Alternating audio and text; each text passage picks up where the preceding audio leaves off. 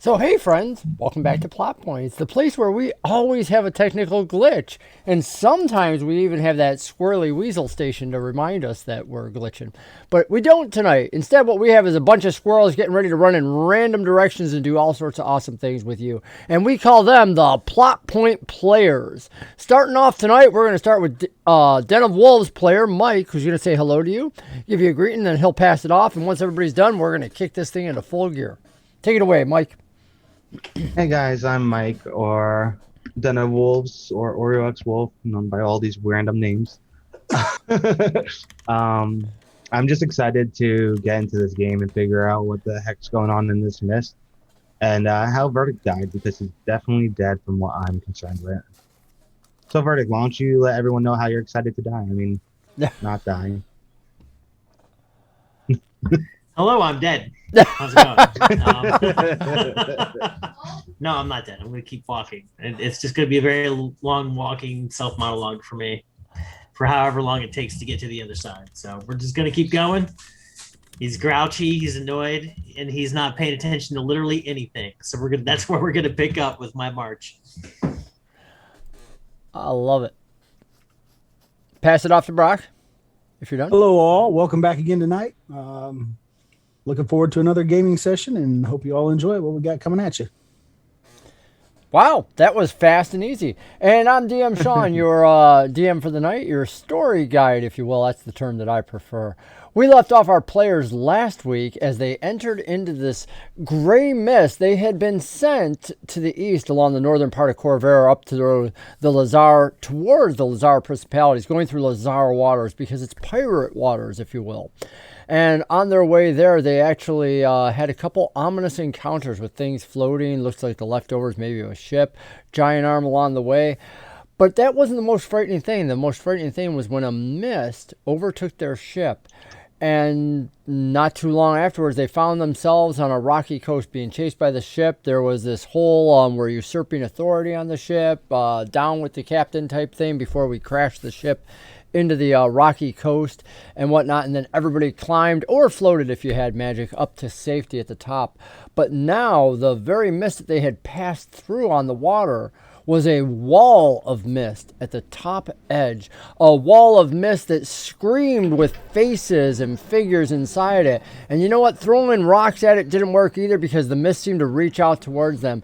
Ultimately, as they tried to figure out how to go inside, Verdic said to hell with this and just ran inside, leaving poor Robin, who'd been tied up on a rope, behind. So Verdic charged in, did his own thing, and the party kind of basically didn't call after him or nothing, but said, all right, we counted to 10, he didn't come back, so you know what, we're going to go with our rope trick. They tied each other to ropes, and they went in with Robin at the front.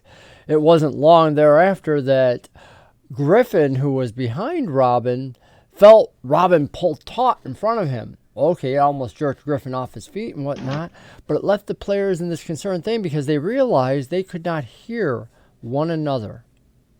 They could not hear unless they were within a foot of the other person's head. It was just dead silent, ominously. You couldn't hear footsteps, anything.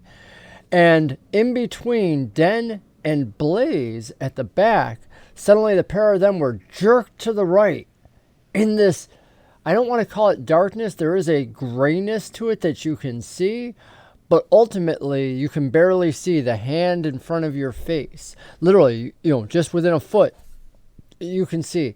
They were jerked to the right. Griffin and Robin had been jerked forward, and Verdic had his own adventure happening on his own. We're going to start off with Blaze and Den of Wolves. Suddenly jerked to the right. I would like you two to start off with rolls for the night, trying to stay on your feet with dexterity, or, yeah, not acrobatics because it's not intentional. Just go with straight dexterity for right now. Dexterity save, if you will, to keep your feet.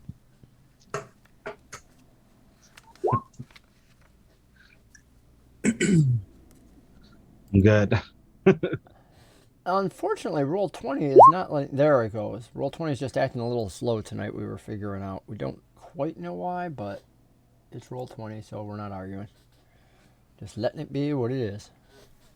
Oh, that's going to cause a problem, isn't it? All right, well, whatever. Wonderful. So we got Den of Wolves, who's literally like digs his claws into the ground and whatnot, hangs on. But Blaze, the Dragonborn, even though he's a little bit stockier, was caught unawares, and you're knocked to your right. Within moments, Blaze, you feel something dragging you forward. Then the rope being pulled taut towards you, you can feel it shaking against you. You're going to have disadvantage on your next roll as you're pulled off your feet unless you sever yourself from the rope. So I'm getting pulled, you said? Which way? You're actually being pulled both ways, because Forward or if I remember the order, Blaze was in the back. Is that not correct? Yep. Okay. So yeah, you've got Griffin pulling forward in front of you, and now you've got this sideways jerk to the right where it's Blaze and whatnot. So, I mean, you could assume that it's Blaze pulling you off in another direction, whatever you want. Can I try to like, I want to try to like make a quick movement towards where Griffin was, just thinking that Blaze is getting confused and got caught off track, and try to pull him back Sure. to the, like we're going this way. Absolutely. I love it. You jerk forward.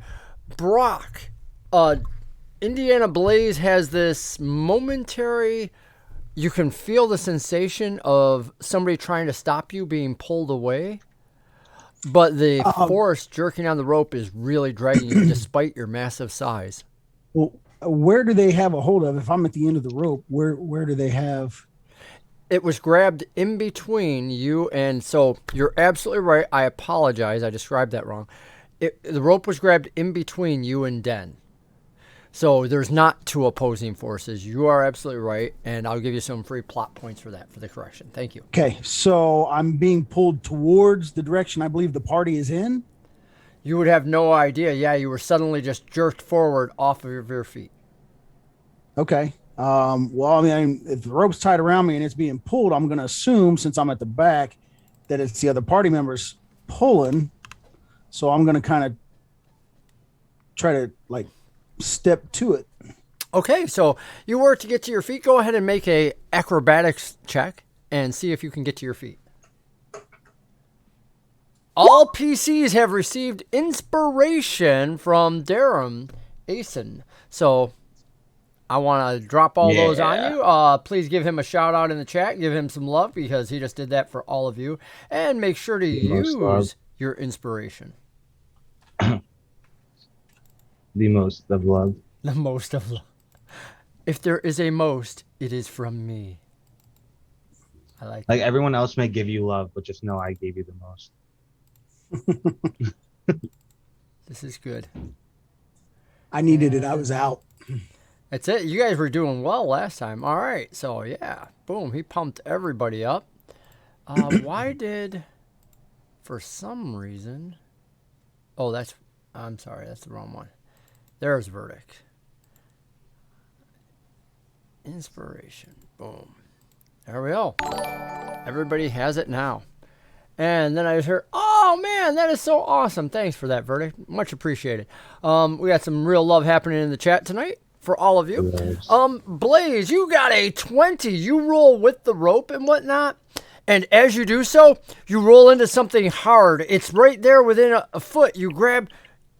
In fact, it feels like a tree, but again, you can't see it as you reach out towards it unless you pull yourself towards it, because you got to get it within a foot of your face, your eyes, to actually see anything in the mist. Do you want to do that, or just want to?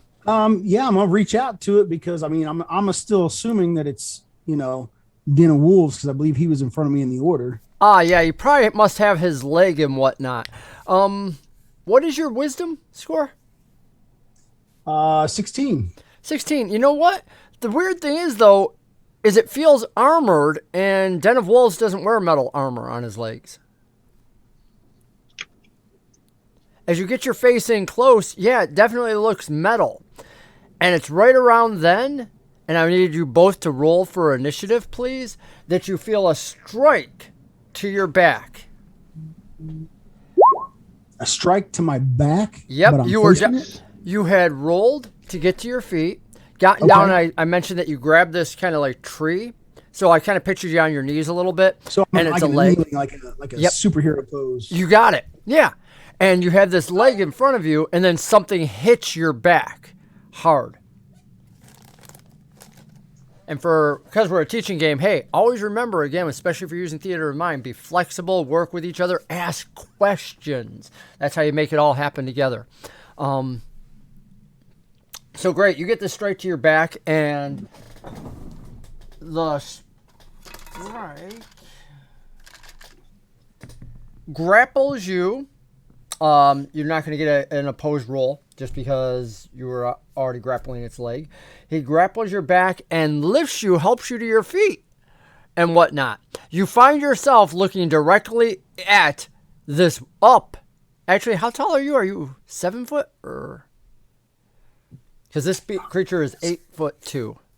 I'm not that tall. Okay, so yeah, you're looking up into this glowing blue eyes of a Warforged that has you by the scruff of the neck and has been able to lift you.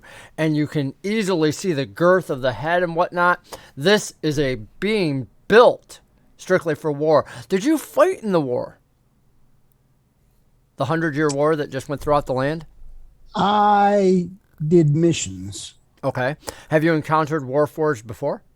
Yes. In combat? So you know that this individual you can see instantly. You can recognize by the colors on the face has Ondarian colors still inscribed across its face, and it's Gulra, this glowing emblem that all Warforged have on its forehead, is glowing brightly. The blue eyes, almost like 3 eyes almost, and then the face somewhat painted.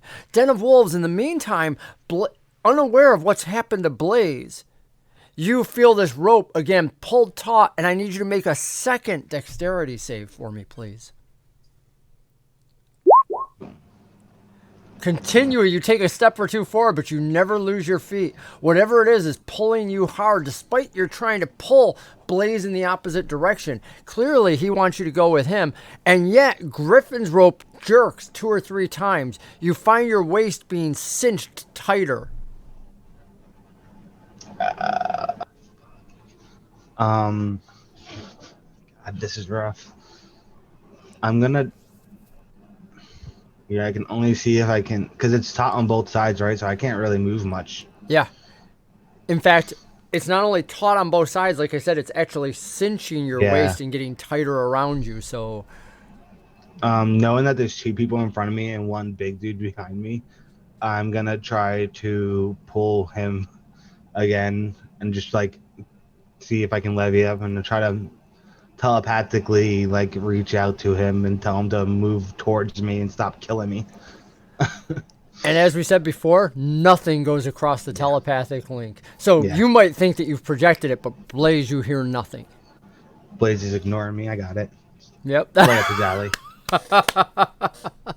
Blaze ignores you. You continue to feel pulled. Although, Blaze, you do feel this pulling away from you on your waist back.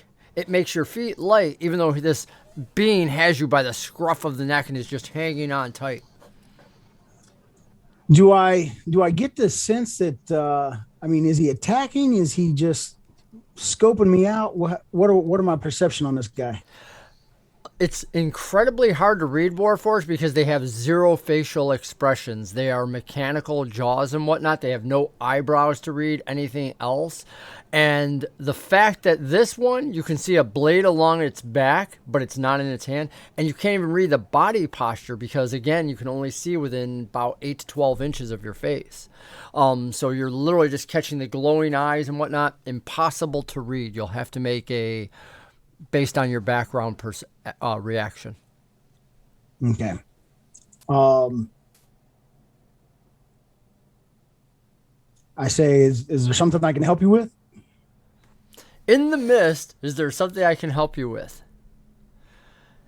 And a voice booms back and says, "You are now prisoners of the Lord of Blaze." And he has you around the back, and he puts another hand up under your throat, and he says, "Why are you and your companions here?" As he does, that jerking from your waist behind you has almost pulled you off his feet, but you realize this individual has you lifted up. He is strong. This is a bulwark Warforged. Very large, very stocky, and whatnot. I answer him as best as I can. If I've got a hand around my throat, I just kind of grab hold of his. Obviously, I'm probably not going to be able to pull it off, but I'm like, we're searching for a companion. You choke out, we're searching for a companion, feeling the 3 fingers of a Warforged. Familiar, thick, each one about 2 inches wide, 2 wrapped around one side of your neck, 1 on the other. As it just pinches you, you wrap yourself, your claws digging in and whatnot, scraping along the metal, going in between some of the joints to where the vine and rope of a Warforged are. But we're going to cut away from you and Den for a moment and step towards Verdic, who's been wandering in the mist, hearing the various voices calling out to him. I do have to take 1 moment and step away because I forgot my paper in the other room. Give me 1 moment. Okay, now that he's gone, everyone level up your characters to 20. This is going to become very easy very quickly with this Favorite solution. enemy, Warforged. Let's go. I swear, it was this way the whole time. I don't know what you're talking about, Sean. It was on there. So how's the audience doing? You guys having a blast? Blast. You guys gonna do some wild magic? I recommend it. There we go. Yeah, where's Shade? Thank you. Alright, got my hearing back in. Good. Got my notes here. Boom. Verdic, you're wandering along in the mist, I am. and you hear a voice. It's a young voice saying, "Mommy? Mommy? Where are you, Mommy?" It's looking for you. "Are you dead, Mommy?" Oh, it's definitely looking for you. Verdic's he's continuing to walk. He's walking. He hears the voice. His chest gets a little tight, but he's going to continue to march. A moment later, you hear another one. This voice is disparate, different and distinct. It sounds almost desperate as it says, "I can't breathe. The mist. It's inside."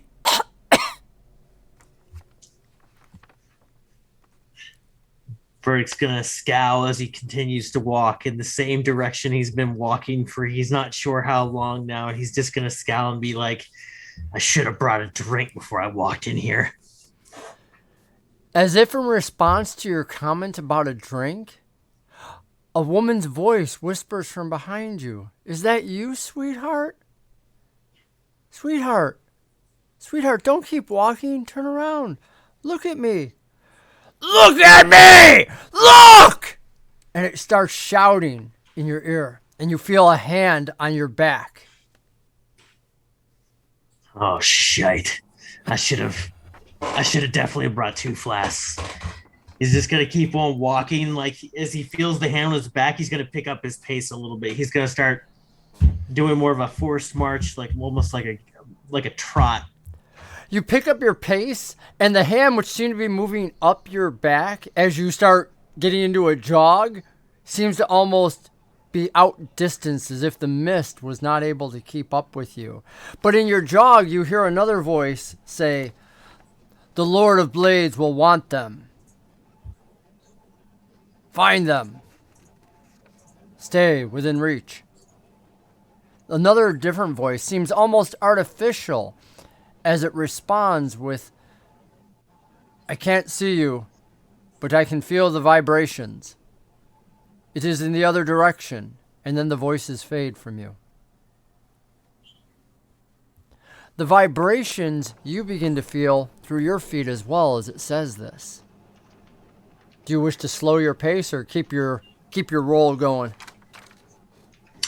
I'm going to slow down when I feel like the voices have faded a little bit. Okay.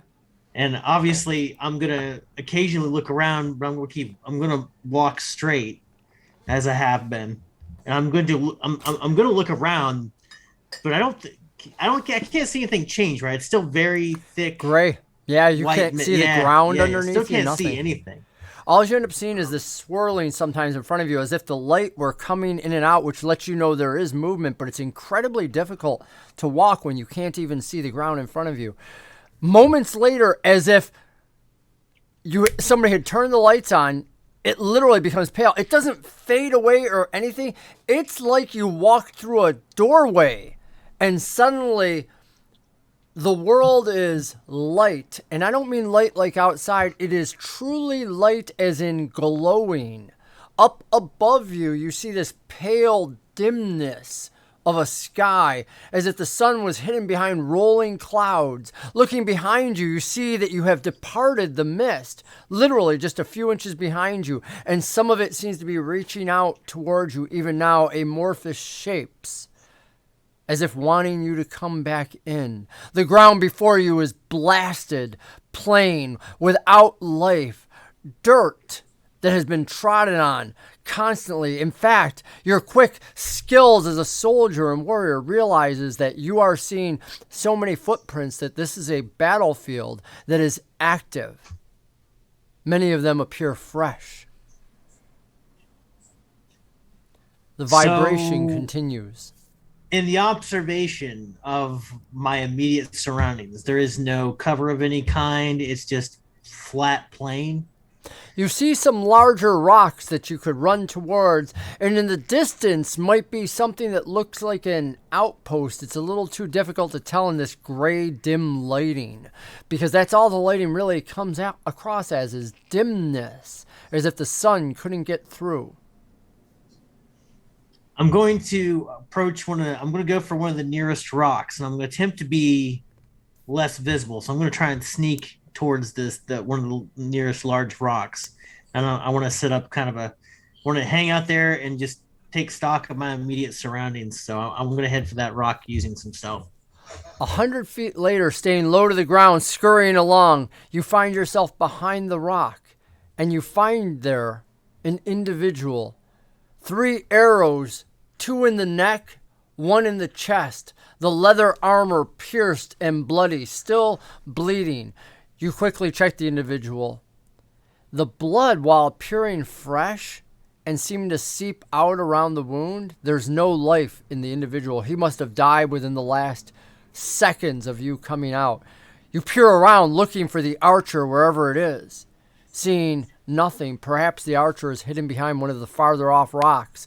There are rocks that someone might hide behind, either a lithe elf or a small goblin, someone like that. And yes, it's within 200 to 300 feet, within a football field, so a keen eye might be able to do it. But that would mean the side that you're on is also able to be shot if the person is there. It's all assumption at this point. So I'm going to grasp the corpse. I'm going to put my arms up underneath it, between his arms. I'm going to drag him to the other side of that rock while trying to keep the bulk of the body up in front of my face. You do so, holding it up, dragging it back. Moments later, no archery, no shots are fired, and you get them to the other side of the rock, now clearly seen, or within sight of the mist, about 100 feet away. So I'm going to examine this body. I'm going to kind of go over the facial features, and I'm going to trace my hands down over the specific wounds. I'm going to look at the arrows, see if I can figure out what kind of arrows they are, if they're just normal wooden arrows, or if they could have been poisoned, or who made them. How much combat did you see during the war? Quite a bit, on and off. It was fairly regular. I was more or less frontline and augmented because I was doing it in service. So, which nation were you a part of? Did you serve? I was not. I was a hired hand. Oh, you were one of the mercenaries. Okay. Yep. Going to the highest bidder. Well, that made you some probably enemies in your homeland and whatnot. You quickly realize, as a mercenary who is willing to fight everybody, you recognize the colors here. This is a Karnath warrior. It's very easy. More importantly, the blade that the individual carries has an engraved R on the pommel. You've seen this before. One of the ones that has gone to the Reckonmark Academy, hopefully graduated from it, and has joined the art. Now, the Reckonmark Academy is known to all throughout Corvair. It's the equivalent of what we would think of as West Point in the mainland USA. If you are quality, that's where you've come from. And of course, even within West Point or the Reckonmark Academy, there are the elites above that graduate from there. But just to be able to say that I came from there is an accomplishment. For those of you that may not be aware as players, Karrnath is the most militaristic of all the empires. Absolutely expected to have won right at the outset of the war 100 years ago. It is the place where Galifar started. It is the original human settlement in all of Corvair that grew and became an empire when the first subdued all the other human lands and drove out the goblins. That was the source. And they have continued that military approach in the thousands of years since. Now, the last 100 years, which is why they figured they would absolutely win the war, it was only through some other things that came up early on in the first years of the war, and then the other nations got their own footing behind them and whatnot. But they're less about magic like Ondare or something like that than they are about military prowess and skill. That's who you found before you, Verdic, is one of the Karrnath warriors. Checking the arrows and whatnot, you realize very quickly that they are Ondarian. You're able to identify them. Not made in the same way at all. Again, still quality, good arrows. Pulling them out again, you can feel actually that the blood is somewhat sticky on it again, still fresh. The individual has on them a complete set of leather armor, the sword, and military rations that you might expect with somebody in the field. He doesn't carry a backpack filled with supplies, so clearly he was part of the larger troop that was passing through this area. While you stay examining the body, we're going to cut back to Blaze and Den of Wolves. Blaze, caught up in this thing, feeling yourself pulled from behind. How do you want to respond? Well, I mean, I'm trying to pull the hands off my neck. I'm asking him to put me down. And he hasn't really, he's not attacking me. Like, I'm not taking any damage or anything. So I'm not trying to start a battle with the guy. Okay. Go ahead and make it a grapple roll, and we'll see if you can break the grapple with him. He'll have advantage on his, ooh, that's already high. I was about to say he'll have advantage because he already has you in a grapple. And this is what he's built for, but let's go ahead and see what you can come up with. Futilely, you scrape along it in ways that normal humans would let go of because your claws are just like, piercing in without truly attacking him. You're trying to make it known, I've got claws. But against the metal skin of this Warforged, literally you just scrape along. And it seems unaffected as it calls out, "Chopper! Axe! I have one!" And then the Warforged goes, "They can't hear us." And he jerks you against the rope. Den of Wolves, you feel this snapping taut against you, pulling it and cinching against you tightly. You feel yourself being dragged so much, and it's beginning to really pinch around your waist. You know you'll take damage on the next turn. It's just becoming too much. You'll have to sever one side or the other, or I don't know who you're planning to cut loose, if it's Griffin and Robin or Blaze, because Blaze is just being too arrogant. Yeah, I plan on cutting the Griffin side. One moment later, slash, and you go stumbling forward. There's the sheer force. Blaze, it loosens up behind you, the rope. And the Warforged starts walking with you, carrying you, clearly unaware of the rope behind you that only occasionally goes taut as Den of Wolves is pulled along. And Den, do you want to sprint to catch up to him? Again, there was only about 10 to 15 feet in between you. So yeah, I want to try to close out to him. Yeah, it only takes you a few jogs before you come up on the tail in front of you, first of all, that slashes, because Blaze has a Dragonborn tail. And you know that, actually, I don't think you've realized yet, have you, about the talking within a foot? I don't remember. I did talk to Griffin, but I don't. Okay, then. Yeah, it was me and Griffin talking, so I think we realized it. So then as you get close to Blaze so that he can hear you, you realize two things. First of all, he's either floating in the air, you see his arms up, and that's just kind of weird. And as you do, you see his arms around something that you can't fully see in front of him that is clearly holding him around the throat. And you recognized Warforged digits. I'm assuming you've met numerous Warforged before. Because, Yes. Yeah. How would you like to reply? I'm gonna just stop. I'm gonna catch up and be like, "What's going on here?" You can Figure out hear what's him, going on. Blaze. I was actually picturing him like on Star Wars, running around him real quick with that rope and tripping his legs. Like the 18. Blah. It'd be great. He could too because he's got the speed. I also don't know what's going on, so Epic. I'm trying to break free from this guy's grip. He's dragging me somewhere. That's enough. The voice in front of you, Blaze, says, "Who are you talking to?" and stops and turns. Den, I'm going to give you a perception roll to see if you can see the glowing of this in front of him. You are kind of close enough that you might be able, even if you can't see his face, to see that. It's a 16, you can. These two glowing eyes and this other glow on the forehead, you can't really tell it's a Golra or anything, spins around even taller than Blaze, and Blaze is a big boy. It's holding him off the ground. You see this arm. You realize it's Warforged already, so it makes sense that it's a Golra. But clearly it has turned, even though you can't hear it. Yeah, I'm gonna try to throw a psychic blade into his face. You can, because with the glowing eyes, that'll be enough since you spotted them. Go ahead, no disadvantage on your roll. I'm actually gonna use my inspiration. I want this to hit. All right. To hurt. And then I'll have everybody roll One. into initiative. Not you, Verdic. You're not in combat yet. It's a 22 to hit.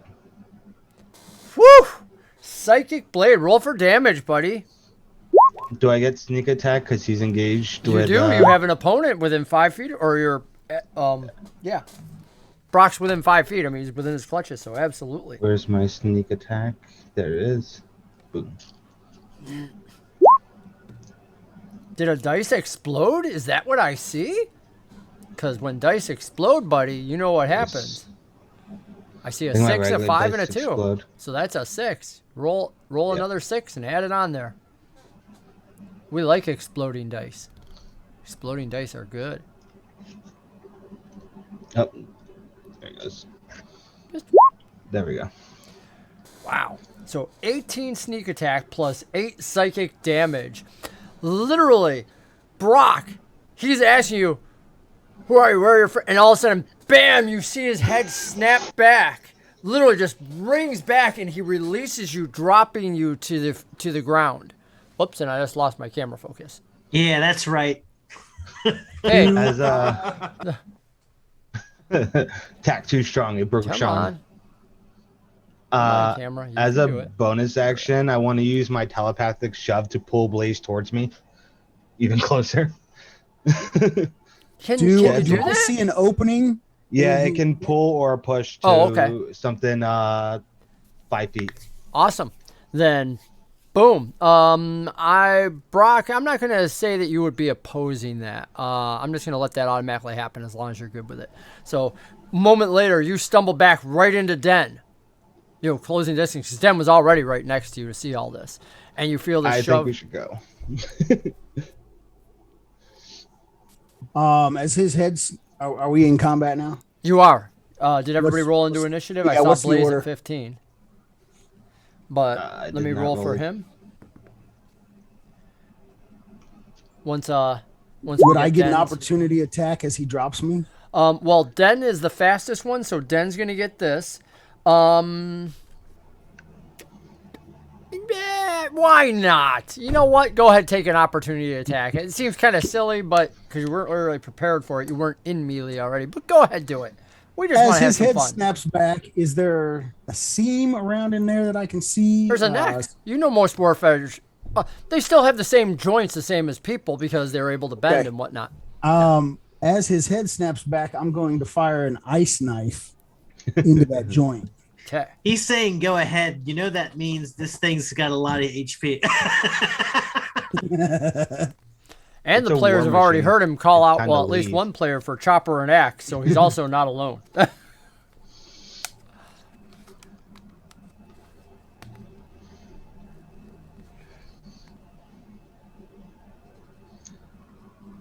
Okay. I got nothing going on here. Do you have to roll an attack or what? Yeah, I'm. You should be able to just click on the spell, right, Den? There we go. And, Yeah. Yep. Alrighty, so we see an 18 for the ice knife, goes right into the neck. He's also got the damage rolled in there.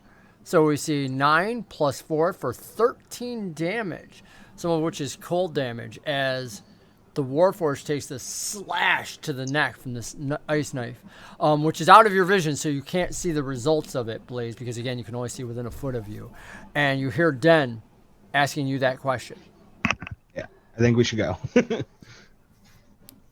Which direction? Let's roll. I just face like I'm getting ready to leave back towards the direction I came. I don't know if it's my turn yet or. Technically, it's the Warforged, but I've got him Yeah. doing something. He's used half his Okay. movement to. So go ahead. Okay, so if it's my turn, I mean, I'm just heading that direction 30 feet. Moments later, you guys run Or straight whatever. off Blaze. You're running with him, right? Because of the rope? Right, Whatnot. yep. Yeah, so you guys are running right next to each other. Then you could easily outpace Blaze, but I'm assuming you're keeping. Yeah, I'm tied to him. there you go. I was kind of figured you guys were keeping it together. And you guys sprint off together. Are we three-legged racing it? Pretty close. You guys sprint off into the mists. You pierce out of the mist moments later. And the same description as I gave Verdic. It's this dull gray day. Almost like it was twilight, that it's dark, it's not quite dusk. There's a kind of a glow to the sky as if there's a sun up there somewhere. And of course, this brings in together what Griffin had said about the fact that the mist covered the top as well. And as you think about Griffin and whatnot, you see in the distance Verdic clearly sitting over somebody. It appears he's killed somebody as well as he sits over this individual, looting their body about 100 feet from you. Sick. Looting their body. Well, Now that's just leading the witness. Let's head over and see what's going on with Verdic, and then we'll worry about Griffin. Yeah, as we're heading over, I'm still going to telepathically start screaming at Griffin for ignoring me and to hurry up and get out Would of I there. hear him You now do. that they're out of the mist? All three of you hear him cursing at Griffin about this. Verdic's just gonna in his mind be like, oh shit, I didn't think I was ever gonna hear from you again. That talent of yours doesn't work in the mist, it seems. Oh shit, you're not dead. Get over here. I found something interesting. We move over. You guys arrive and So- see the same dead person at his feet. Take it away, So Verdic. I'm gonna lay him down and just kind of give him the once over and be like, seems to be an active battlefield. This guy was Undarian. On Can you all your- tell me anything about why we're here? Like, should we be on the lookout for anything? Because as far as I could tell, we've gone from really grave danger to we're probably going to die danger. And I need to have some kind of idea what we're looking for. Ondera is a land filled with magic. All of Corvera is filled with magic. Let's not make any mistakes.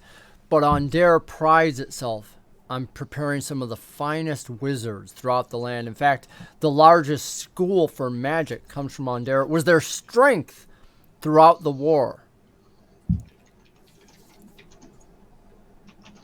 Also, keep an eye out. This archer that plugged this guy doesn't seem to be too far away. Well, while trying to keep somewhat low to the ground, I mean, as I can as a 7-foot dragonborn, I'll answer Verdic's question and kind of give him, I mean, not spill my guts, but kind of give him, like a heads up as to why we're there and what we're supposed to be doing. I mean, at this point, he's been along with us long enough, and now he's here in the thick of it with us. I feel that, there should be some, reciprocation of at least of information at this point. He gives him all the unclassified information. So what does that make me privy to at this juncture then, as far as fine points, if either one of you want to give me that? I can't say exactly what Blaze would say. So I guess Blaze, if you want to say what you Yeah, Blaze, if you got as far as objective goes, or basically I'm gonna let him know we're working. We've been hired by Mars? Redacted. We've been hired by group, Redacted. not a group, but we've been hired to perform certain missions, and that's what we're on right now. And Snatch and grab of sorts. We have keep to an find eye out, because first. there's probably more of these archers out there. I'm fine with whatever it is we got to do, and if we're hired to do the job, then we need to make sure we do it right. First thing we got to do is make sure there's no more shooters nearby. You're talking about this when you hear a whistle in the distance back from near the mist. You look over that direction and you can see a Warforged, not directly where you were, maybe about 50 feet farther on, so about 150 feet from you. And it appears to have a hand up to its mouth and is blowing some sort of whistle loudly and shrilly.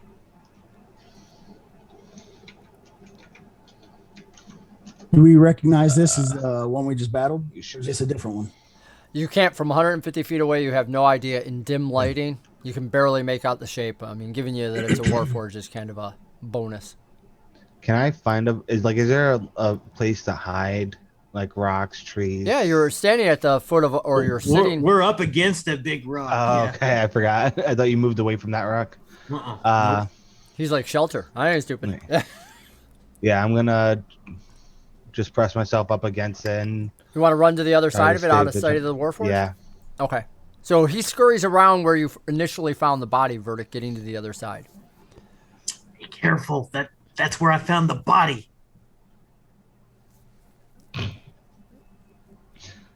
And I'm gonna kind of edge towards him, but I'm not going on that side.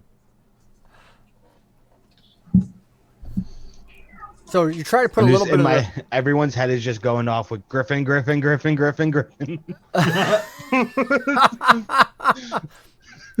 And nobody thinks of poor Robin. Robin, who led the way. What do you mean that's fine? Oh, Blaze, son of a pup. I said that's fine for... You don't have Verdic rifle with you. Rifle started on your shoulder, and you realize now, at some point in that mist where when it was grabbing you and whatnot, rifle is no longer with you. Probably when I got jerked, it popped off and scattered. You want to go back and look for him, or what do you want to do? He's in a better place now. He'll find me. He always does. Always does. He just got him at the circus. It's like, yeah. Yeah, but he's always turning up every time I turn around. That is true. Can't get away from him. Kitty has a way of finding his way through doors, you've now found out, too. That's the most interesting thing, without burning them down. You're standing there when the Warforged starts to run somewhat towards you. It continues to blow this whistle. Something that you've all realized before is many Warforged, even though they don't have lungs and other things, have a manner of speaking and whatnot, but usually they don't have the ability to blow. They don't even have lips or lungs. So how this one is holding this up and blowing a whistle remains definitely unusual. Verdic's gonna grab his pen out of his pocket and he's gonna crack a knuckle and he's gonna be like, "Is that thing what I think it is?" Sure is. Oh, if you think it's a Warforged, then yep, that's what it is. He's just gonna let out a long, drawn-out, rigid sigh, and he's gonna speak his bonus action, and he's gonna create the pole arm. And then, how many feet is abouts is he away from us now? Probably about 110 right now. I just gave it basically one round of sprinting forward. You can wait till it's as close as you like. Den, while your back is up against the rock, I'm going to reserve an action. For the first time, you're feeling this odd vibration in the rock, and you realize it's in the ground too. Blaze, you haven't quite grasped it yet. Can I Oh, actually, no, you're a druid. You absolutely feel it. Never mind, it's an automatic for you. Something is vibrating the entire land, Blaze. Very weird. In fact, you can make an insight roll to check and see if you can realize what direction it's coming from.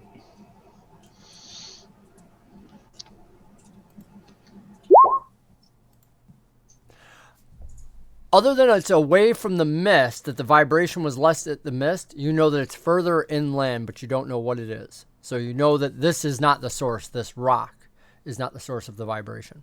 Alex, come on. I'll pass that information on to them and kind of point the direction that I feel that it's coming from.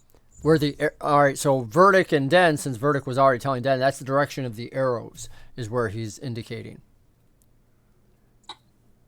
The Warforged is coming from the mist. Another round passes. It's now about 70 feet from you. It'll be here in 1 to 2 rounds. Well, two rounds probably. Are we gonna attack this thing, or are we gonna run into the mist and try to find Griffin? I think it's safer here, so let's prepare for a battle. No, we're ready. He just needs to get a few feet closer. And Verdic's going to have his pole out. And he's going to plant it.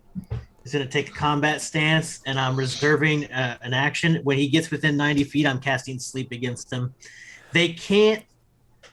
I know that they don't need to sleep, but they can still be affected by sleep. The whistling stops as he's still running towards you, and you can all see from your various vantage points as it pulls out, dual arming 2 axes in its hands. And it's continuing to run towards you with these big axes in its hands. It goes from 70 to about 30 feet away from you. And you know the next round... That would be a cast. You're ready to cast now? Yeah, as soon as he got within 90 feet. Okay. I'm casting sleep. You cast sleep. Some hit point roll. So 5d8 is what I'm rolling. And now we're going to have to re-roll initiative as well. 26. Yep, and let's do an initiative roll, please. I want to add 10 to that roll. I'm adding all my plot points to that roll. To the sleep roll? Uh-huh. Never thought about that. Yerp. Wait. So hold on. I was kind of looking the other way. What are you adding? What to where? Where? I'm adding 10 plot points to that sleep roll of 26, so that would be 36. That's interesting. That's the sleep cast of Verdic's career. The Warforged has narcolepsy. We've never run Not into this immune to before where sleep, somebody they just wanted don't to need it. add plot points to a sleep Cast roll. roll? Yeah. That's why I said I never even thought about it. That's it. I've never. If I have, I've forgotten that a player ever I'm did that just at my trying table. not- But you know just what? trying I'm not all to be a about say murder yes hobo. first. So 36. Absolutely. So you're gonna drop. 0. Yep. We're doing it. No, I'm Doing not it talking live. about that. Yeah, I'm not talking about that. Oh. That's 36 hit dice worth, right? Yep. Not hit points. Yeah, I just want to Well, remember is that. it hit die or Remember, hit points? Let me see. that's what I'm asking. I think it's points. It's how many hit points of creatures Okay. the spell can affect. I thought you said hit dice earlier, and I was like, wow, I always thought that was Yes. hit points. So Yeah, Thank you. it's that many. cool. So anyone within that, what is it, a 90-foot, 20-foot column, I guess is what that is. So if anyone happens to be behind him within that range as well, Yeah, I don't think it's a column. It's an area of effect. no, it's if like I a remember. It's Yeah, a it's a point you start with, and Yeah. it's a circle around it. Yeah. circle, I believe. So yeah. It's oh, not- it's a okay. Yep. All right. That's okay. No problem. We all work together, man. And literally this thing is charging forward, and Den, what are you preparing while Verdic has his spell prepared? Preparing to cast the invisible mage hand in front of him when he's 35 feet away, because I can cast to 30 feet. Okay. So I just wanted to trip over a mage. Nice. This guy is sprinting forward. Blaze, what are you preparing?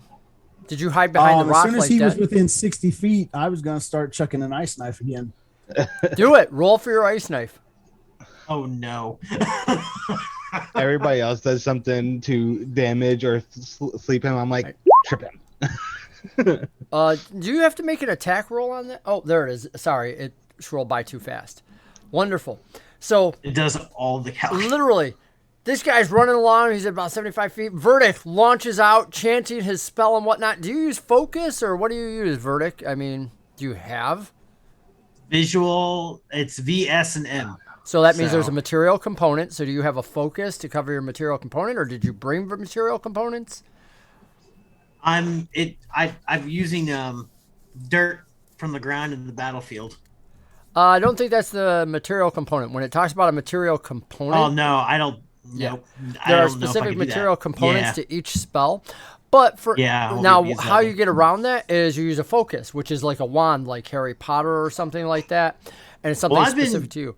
So I assume my magical pen was kind of one of my focuses, so I've been using that one. But you know, I am absolutely willing to say that when it's a feather, we can do that. How's that? And so you just have it Okay. as a feather right now. It's only a bonus action to change it. It doesn't make a difference to you. right, But yeah, we for, can use it for fun yeah. effect. When it's a feather, we can use that as your focus. Okay. So literally, you see him chanting away with his feather in front of him and whatnot. And this Warforged, long before Blaze gets a chance to actually trip him up, or was it Den? Sorry, Den gets to trip him up, stumbles forward and comes skidding along the ground. But just as he's stumbling forward, literally, you know, arms not even going in front of him, suddenly you see this flash of white go out and strike him, trying to take off the head of this creature as this blinding ice knife comes forward, slashing across his neck.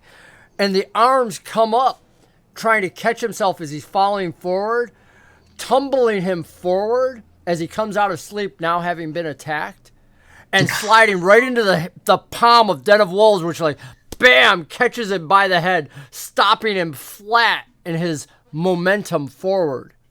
He'll have to waste his turn, that's all three of your turns, getting to his feet, getting to his thing, and he's just shaking it off.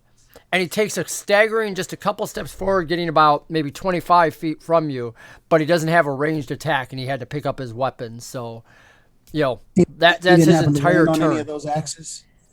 I was gonna say he had no way of catching himself, and he was rolling into the ground of a battlefield. Is there no way this guy's still prone? He just he- used he his understood movement that. was after yours, his turn. Basically, all three of you got your turn, and then the Warforged got its turn, and his turn was to get himself back up, get his axes, and get 5 feet closer to you. So I burned up all his turn and all that. That puts My turn? literally at the top of the order is, I think it was Den. Yep, Den, Blaze, and then the Warf. Den, Blaze, Verdic. You didn't roll initiative in. I just gave you your thing because he was at a distance. So Verdic, what's yours? I Initiative. will roll initiative. And I skipped with Den and Blaze, so we're there. So you'll actually be. This next round, you'll come after the Warforged. Because the Warforged boy. is still at a 14. So. Alright. So top of the round, Den. What do you got? Bonus action, I'm going to move my invisible hand in front of him again. And then I'm going to throw a arcane or a psychic blade at him. I forgot what it's called for a second. Psychic Sadly, blade. I do not have. Sick. I'm going to have So- to make do with this, aren't I? I am. It's a 23 to hit. Wow, dude, that's an awesome attack. A 23. Dude, you smoking good. You be smoking And then smoking that's good. also an exploded. And wait, dice always explode? Damage dice? Yes. Yep, dice explode. For your enemies too, so while everybody's like, yay, Yep. That's awesome. It's like, just That's remember, fine. enemies It's get it too. 11 points of psychic damage. Okay, I am generating really quick a map. So Not a problem. give me one quick moment here. Boom, boom, boom. I didn't expect the combat to be happening here. I had a different map set up. So This need map to- is brought to you by Plot Points, where you'll find the best games on Twitch TV. Just go to twitch.tv/plotpoints5e. dude, It's weird to plug this when you're already doing your stream, Nice. but it's All good. right then. Mid-combat plug. I like it. I do too. I'm like, man, that is so worthy of getting extra points. I'm like, dude, I just got to do it. You post these, someone will come to the Twitch now. I hope. Come to our Twitch. Let's see, layer, map layer. All right, I'm going to do this. I'm going to do this. This is just for now. Do this, this, this. Yeah, that'll work. That'll work there. Boom. Layer, map. Paladins can use holy symbols as focus. Chat would like you to know, Verdic, that Paladins can use holy symbols as Yeah, I focuses. saw that. That's yep. Well, So you could have drawn it in the dirt. this is true. I have realized how bad, like, me watching anime and hearing Japanese all the time has messed up my ability to read words. Really? Like, embarrassing story real quick while we have time. I was talking to someone and we were planning a thing, and then they said N-I when they left, and I sat for far too long going, what the heck does Nini mean? What does Nini mean? Meanwhile, it's night-night, like night-night. Ah. Like, and I'm like, but my brain automatically transferred into the Japanese pronunciation of an I, and I was like, oh no. Alrighty. So, players, I am updating your map right now, and we'll let our viewers see this as well. We'll go over to the map view.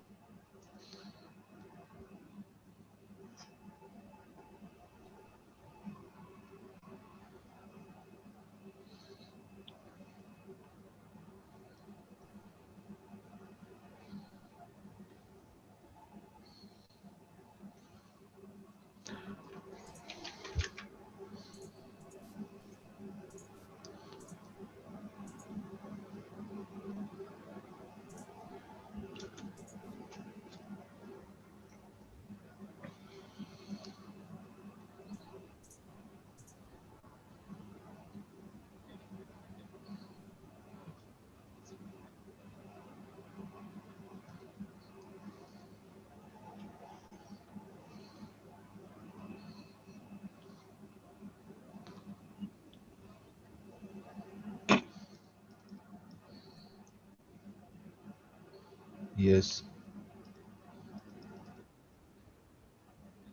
Love me.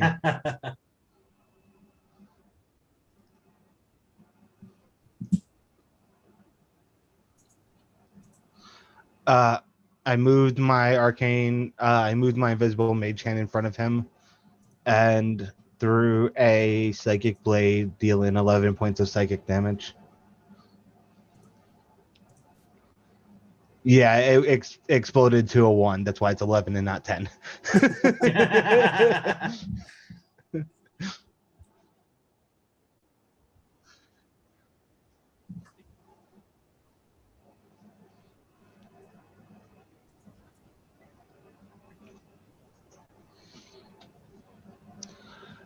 It's like I'm trying to think of like a movie. It's like a purple energy comes off my hand like a knife hand, and I slash it and make like almost like a wind slash, or like going towards him. Yes. Yes.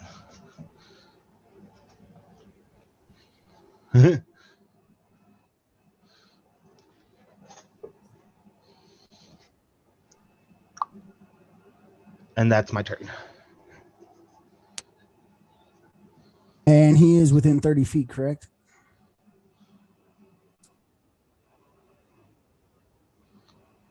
Okay. I'm gonna use something I haven't used yet. in this game, and that's my breath weapon. 30 feet. Mhm.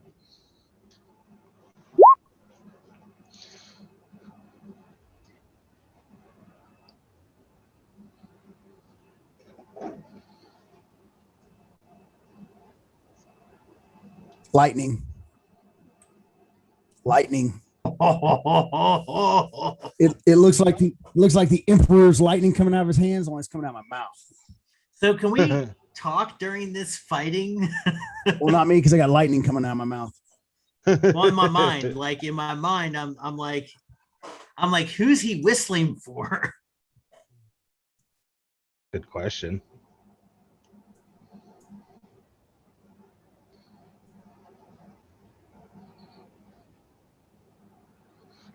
He makes a deck, Steve, the Warforged. No. Yeah.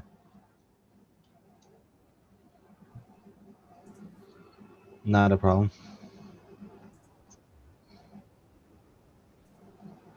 Oof.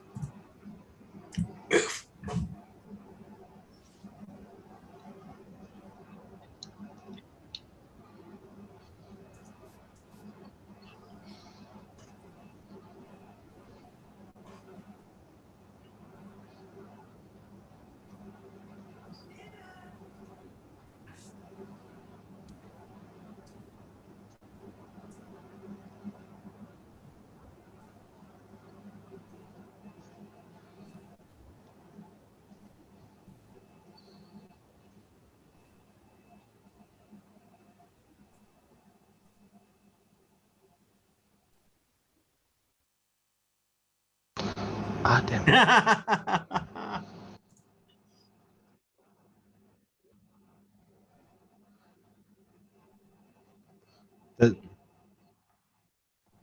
it. Did he trip over the mage hand in front of him at all?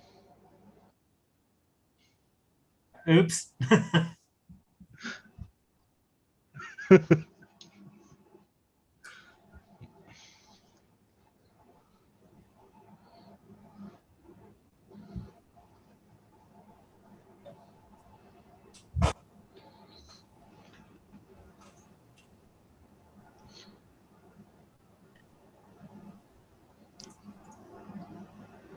I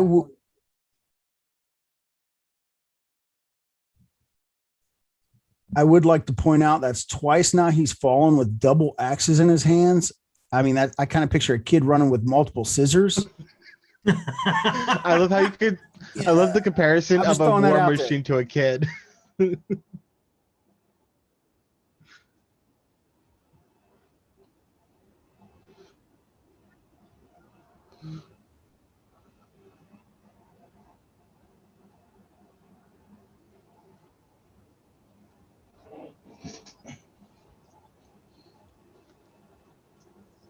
Chat's saying they can't hear you, Sean. They can hear everybody but you. Why? I know why. I know why.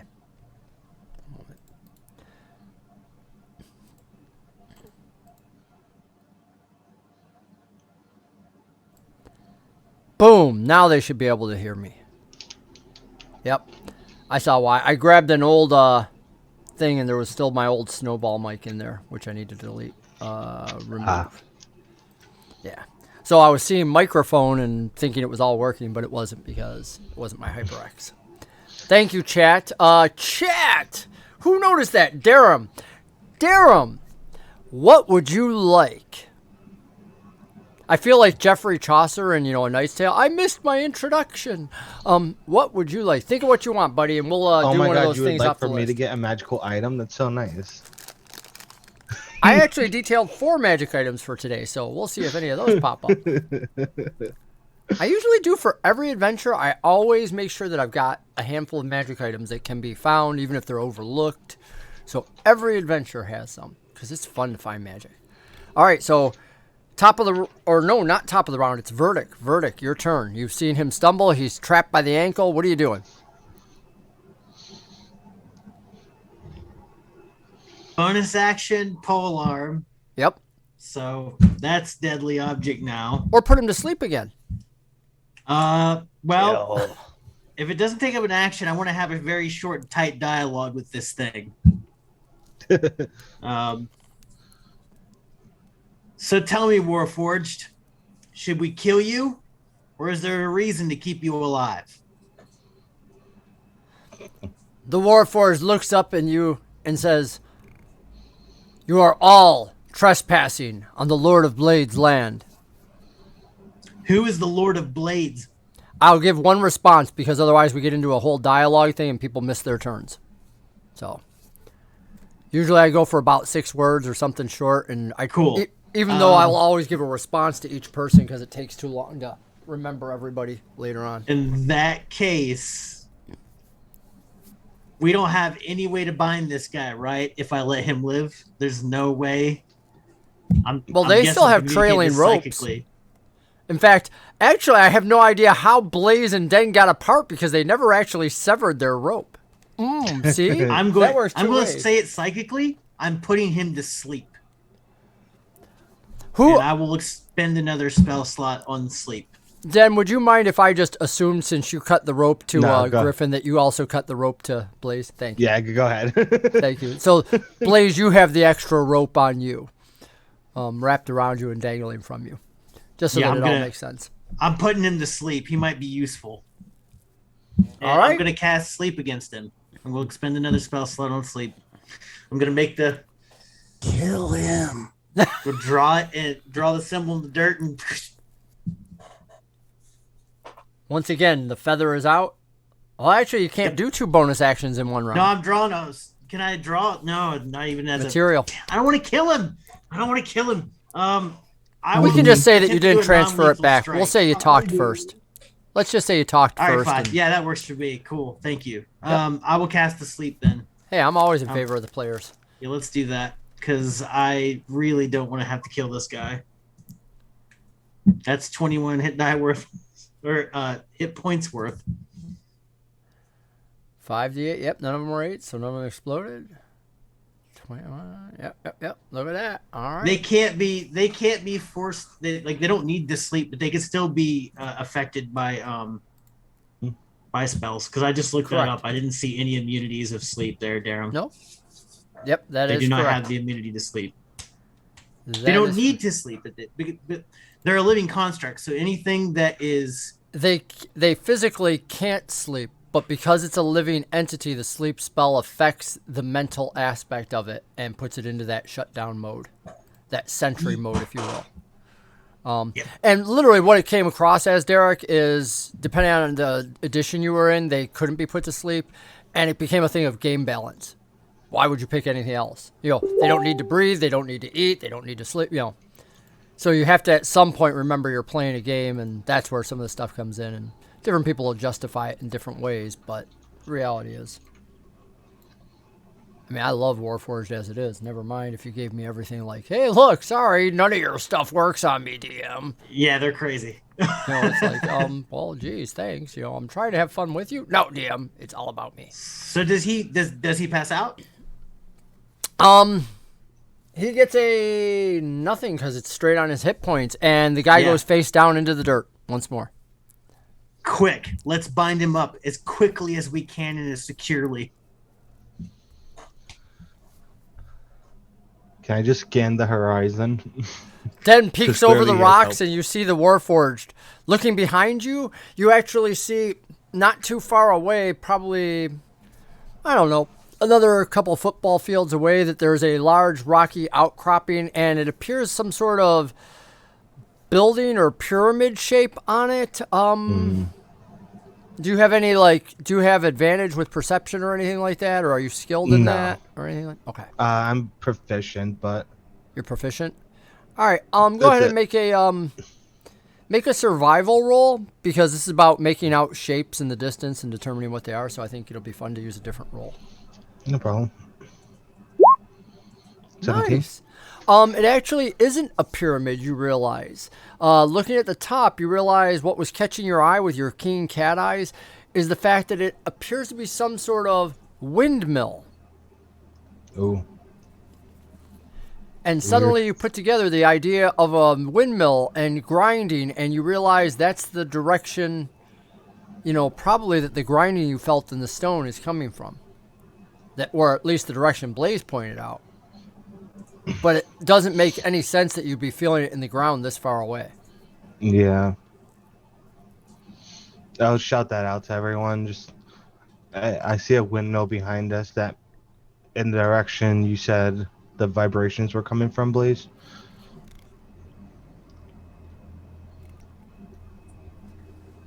In the meantime, I grab my rope and begin tying up the Warforged. I'm gonna assist in that task.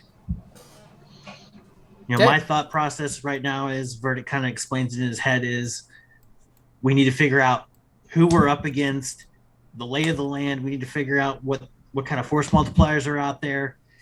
We need to have an idea. And this thing is the only sentient thing that I believe we've come across since we got here. So we need to figure out what's going on quickly. Do you guys want to disparage him of that opinion? I just want to stay on watch while they're tying him up. Maybe as on top he's of the rock or something. I want to kill him, then kill him. but I'm not going to because he's done been put to sleep. But I state the fact that we should just dispatch him right now. Whoever he was already whistling for probably is already aware that he's in trouble. So the quicker we can get some intel out of him, I don't care what you do with him after, but we need to try and get some answers. By the way, Blaze, you are 100% sure this is not the Warforged that grabbed you in the mist. There's no coloring on the face. This is not the same one. And I convey that to him. I said, yeah, there's more out there because there was another one that attacked me earlier. Well, this one will be down and disabled for now. Cut the numbers as quick as possible. He's already incapacitated and we're binding him. He's also a source of intel and a bargaining chip. So if another one of those creatures comes out at us, we've already got one of them out. They'll be that much easier of a target. Moments later, you have him bound up and whatnot. Den, were you participating in this binding? I was not. I said I wanted to just kind of stand on top of the rock and keep an eye out for his Can I friends ask maybe him for coming his us. rope? My rope? Yeah, the rope that's still attached to you. He actually cut it free. It's on Blaze. Cut it. He I was only the has. one that had the rope. Yep. Yeah, that was discussed a little bit ago. Yeah, it's all on him, on Blaze. And Blaze has enough. Again, there was 15 feet in between you. Whether you cut off a length or whatever little bits left around the waist. I don't think it's enough. I won't say you're wrong. I have more rope on me. I can toss you. Toss me If the you rest need. of that rope. Okay. I throw him my strand of rope, with, like my set of rope, which is 50-foot rope. Yeah. In my past campaigns, Verdic knows that we've tried to restrain these things before. It is not an easy feat. Okay. So you have fully tied him up to the best of Verdic's ability, feeling that he is definitely secure. You have great confidence in that. There's like braids around this guy's wrists and ankles that are like this thick at this point. Wonderful. He is well tied at the moment. Then you don't see anything in the distance. In fact, the strangeness is how silent it is. Oh, crud. Never mind. Well, no, we're okay. Never mind. I had to think about the region and whatnot. We're okay. We're out of initiative. What are your plans? Den, you see nothing coming up on you. I'm gonna let them figure out what they want to do with this Warforged since they had they're the two compelling competing sides, and I'm just gonna try to watch over them until they make the decision. Make sure Verdic doesn't try to kill anyone. I tell Verdic, get your information, and then we're dispatching him. All right. Prep your weapons or spells just in case this thing suddenly breaks free. We've tried to capture these things before, and it never goes well. I'm going to speak bonus action and create the polearm, and I'm just going to tap him on the top of his noggin. it takes more than just a tap, and finally you see Verdic smash him on the top of the thing because there's tap, tap, tap, tap, tap, tap, tap, and finally it's like crack on the top of the noggin to wake him up, because it does require a slap for even a regular, person that can feel normally, but Warforged are a little bit, shall we say, more dense with metal, and you end up clacking him awake. And the Warforged has, unlike humans that would struggle and whatnot, it just turns its head towards you and whatnot, tied up behind it, its arms behind its back and whatnot. Looks He's hog-tied. Yep. So he's like, hog-tied his legs to his wrists, and you immediately see him start somewhat pulling against him, but there's multiple, as Verdic said, he wanted to braid it with 50 feet of rope, so there's overkill on the rope, which is never a bad thing. And Verdic does that, starts in, and I forgot the wild magic. Oh, poor Shade. Shade would be on at me. What about my wild magic? He's struggling against the rope, turns his head towards you, and says, all of you will die. You cannot hide him. Verdic's going to lean on this pole like this, and he's going to be like, well, hello there. I don't know about dying right now, but the only person who's currently in danger of no longer existing is you. And you did say there was this dangerous Lord of Blades. Now, we'd really like to avoid any more dying. I've seen enough bloodshed to last me 100 lifetimes.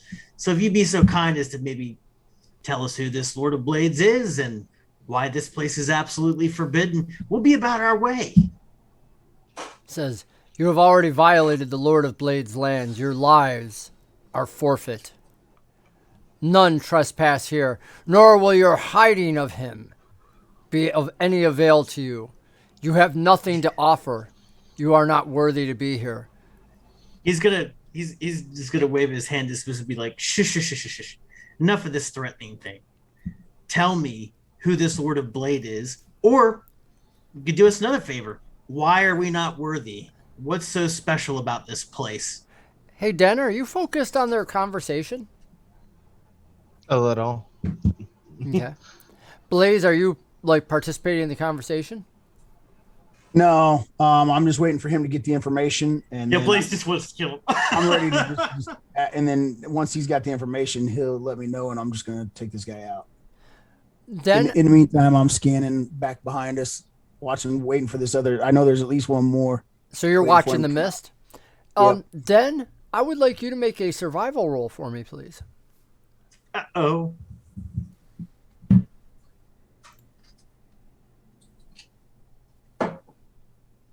Ooh. Might add a psychic dice to that. Hold on. You're adding a second features. dice? Psychic. Oh, I have, psychic. psychic. I thought you said a second dice, and I'm like, yeah. where do you just get to add a second dice? And who used Okay, their 16. inspiration earlier? I forgot to take it off. I did. Okay, so I'll pop that off of yours. Thank you. That's a 16. I don't want to murder hobo this guy. Yeah, you do. We do. Ah. Yeah, we do. It's a war machine. I I'm don't old. trust it. Verdic's seen enough death. Doesn't want to do it. All right. Then you don't want to hang out with us. I You think chose that's the the wrong group point. to follow. More 16, questions than I'll have for him. you notice the land as you're looking behind you in the direction appears to be almost rippling. You know how you drop a stone in the pond and the ripples go out? Mm-hmm. These seem to be rippling inwards towards you in the distance, coming closer as if closing in, and you were the pebble. Guys, we should go. Does the Warforged respond to any of my words at all? Well, I needed to give Den his reaction first because he had said that he was perceiving. Right. Yeah, The Warforged to you looks and says, he goes, the Lord of Blades is the king of the next generation. We are the ones to inherit Corvair, and he decides anyone's fate. You have no rights here. You should not have entered the Mournlands. And what if I want to earn the right? You are soft. You are human. You will die. Blaze, I need you to make a perception roll, please. Because Verdic's controlling the conversation.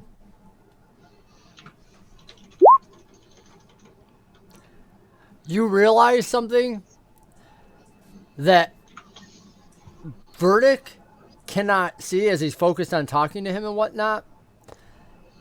And it appears, because you got an 18, that the armor, well, they're not armor per se, it is the metal plates on him, is either growing or hiding some sort of blades along the edges. And at first you thought it was just your eyes playing tricks on you, like this half light. But then you realize it's both at the wrists and at the ankles. Neat. As if something's sliding out from under the armor or the armor is changing. I move in immediately, looking for any penetration points, and just start blasting ice knife. Okay, That's man. it. You're like, you're in the middle of talking to him, Verdic, and literally all of a sudden Blaze just walks over and starts chanting and casting.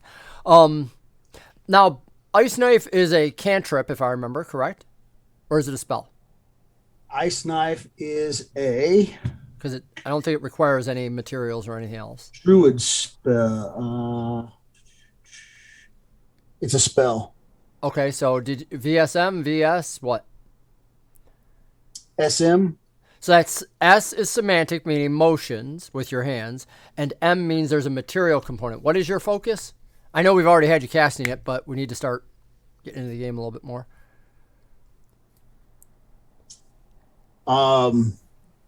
My focus is a jewel that I carry around my neck. Beautiful. So you hold this up once again and casting with your other hand as this ice knife goes out from you, directed right towards up the arm that seems to have this, all again, as part of the metal coming out, sharpening it, growing out more sharp, as if trying to get towards these ropes. And as you do, you start launching into this, and the Warforged immediately starts bucking, trying to roll over onto its back, but it can't really, being hogtie and whatnot, rolling onto its side and flipping from side to side. It can't get away from you, Blaze, as you just launch into it time and again. And pretty soon the motion stops, the eyes grow cold, and the Gulra fades to nothing. Verdic's just gonna lean back with his polearm in hand still and sigh. His old wrinkles are gonna kind of crease a little bit and be like, well, I might be soft, but you're dead. And he's just gonna turn around towards Blaze and go,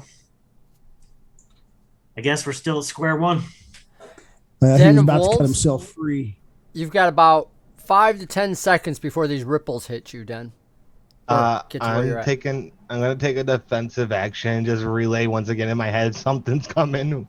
We need to move. All right, And then take a defensive action. Let's move. There's more rocks that nearby. So I guess one of the nearest rock formations will try to run a lateral. Well, again, he's never described where you're going, so you get this idea of the rocks, and as you come around the edge of the rock that you're at, and I'll just cut back to the map just to emphasize it. If you come around the edge of the rock where you're at, you begin to see what Den has been seeing the whole time, which is waves coming at you from this direction and whatnot, which is the same direction as the rocks. So you can now see what his cat eyes picked up earlier. The ground is rippling in towards you. So can we run? You can't parallel it. If you want to get to the rocks, you've got to cross the waves. Or you can go back to the mist. Can we get on top of the rock we're at? Absolutely, that's what Den is. I mean, it's not shown in the map, but he had said that, that he was keeping watch. So Yeah. I'm gonna attempt to do the same thing. Then I'm gonna speak the magic words, stick the weapon back in the pocket, and try to climb up the rock quickly. Blaze, how about you? As soon as the Warforge is dispatched, I'm gonna search it, see if he's got anything on it that's useful. 2 large axes. You actually find out, trying to search it really quick, that the blades that were coming out underneath are actually his armor changing. So you would have to cut away pieces of his flesh. That's the Warforged. They're a construct, so it's literally bound to him. It's not armor you can take off if you want to get that. But while you're searching, these ripples come in. As I had said to Den, there was only 5 or 10 seconds, so you did a quick search. Did you want to grab the axes and head out, or did you want to stay there and continue to search him? I'll grab one and head towards the others and see if either of them want to use one. If not, probably drop the axe because I can't use it. Okay. So there's these 2 axes. You've got the one. You head on up there, get on top of the stone with the other guys. And as you do so, the ripples come in, and you see the body of the Warforged start fluttering up and down. The ripples seem to be hitting the rock that you're standing on as if crashing against the stone, trying to get up towards you. As you watch the Warforged undulate up and down on this, the metal falls off. The vines fall apart, and this doesn't stop. It seems almost like with the very first undulation, all the ripples leave the rock around you and center on him, and the ground starts flipping around. And in moments, literally within like minutes, you see, as you watch, this Warforged ripped apart by the vibrations. The vibrations on the rock you're on makes it incredibly difficult. I need you all to make dexterity saves to stay on top of the rock.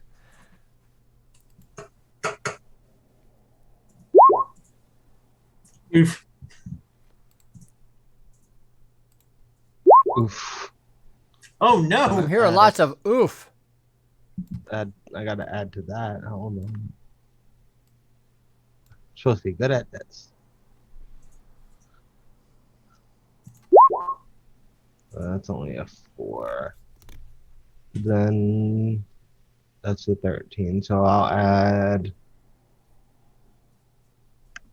5 plot points, making mine an 18. Okay. Blaze, I haven't... Oh, yeah, your dexterity save is up there at an 8. So I have an 8, a 12, and you're at a 13, Den?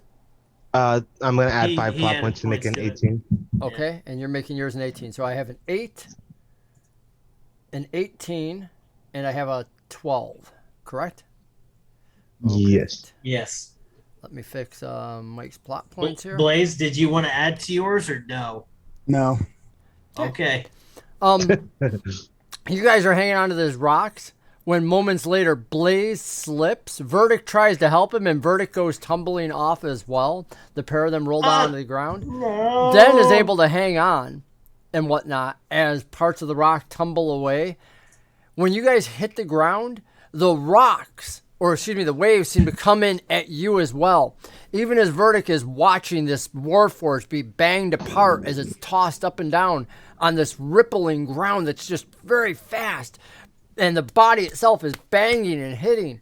And suddenly you guys are on this vibrating bed that's gone insane, just bouncing you up and down. You immediately, each of you take... Wow, that was a high roll. I didn't want to really roll that high, but it is. Perhaps it's from falling off the top of the rocks that you were on or whatnot, but you each take 7 points of damage as you hit this ground and it starts undulating under you. You will have to make rolls just to try to get to your feet at this point, because with the ground moving under you, and again, these waves are coming in. As you're doing Verdic, you can hear from up top, there's this screaming sound that's not coming from a direction, but from the earth itself. As they hit the ground and start bouncing. What do you do, Blaze and Den? Try to climb straight back up onto the rock. Okay. Go ahead and make a roll to crawl. Go ahead and we'll call it acrobatics. And Den, what are you going to do? Try psychic pulling 5 feet up here. Okay. And Verdic, what are you doing? Because you're down there being bounced around too with Blaze. These waves, they're like they're alive. It's like they're moving and snaking around, or It's is like it you're on a just- water bed that's just bouncing you up and down, but bigger waves than that. Just fast ripples. Yeah. Whatever it is, you've never seen the earth do anything like this before. It's like the earth has become a watery surface, and it's just slamming you up and down. You're on the ocean land. Everyone's heard of it.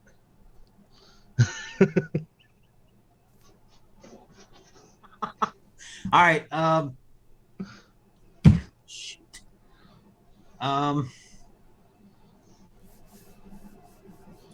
going to do the same thing Blaze is doing, I guess. I'm going to try and get to my feet and jump up to the rock. All right, make an acrobatics roll and try to get.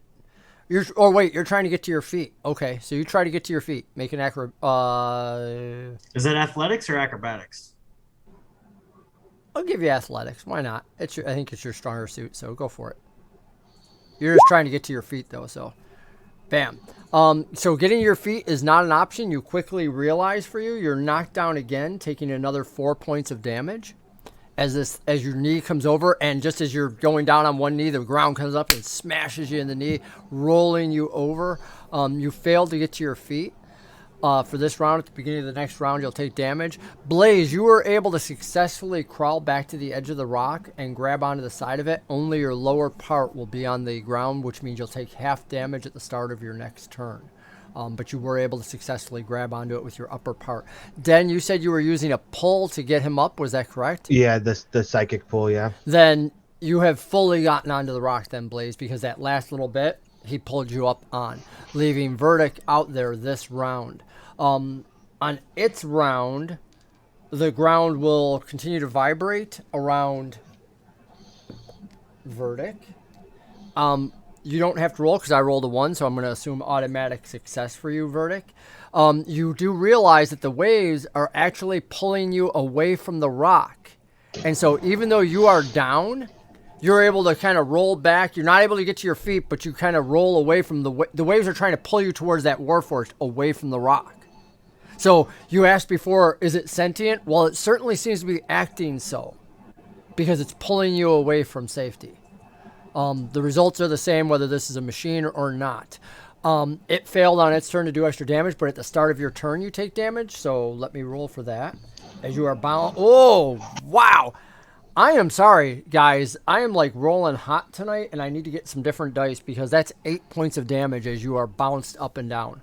Wow, that is harsh. And you realize quickly, but what you all notice now is, again, the Warforged is starting to come apart from these vibrations. Whatever it is doing the same thing to you, Verdic.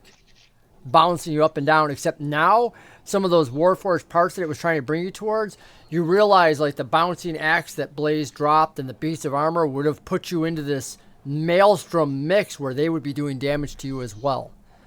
Luckily, you were able to stay away from it. On your turn, Verdic, I need you to make your athletics roll to choose to get to your feet, or you can try for acrobatics to just crawl across the ground and get towards the rocks.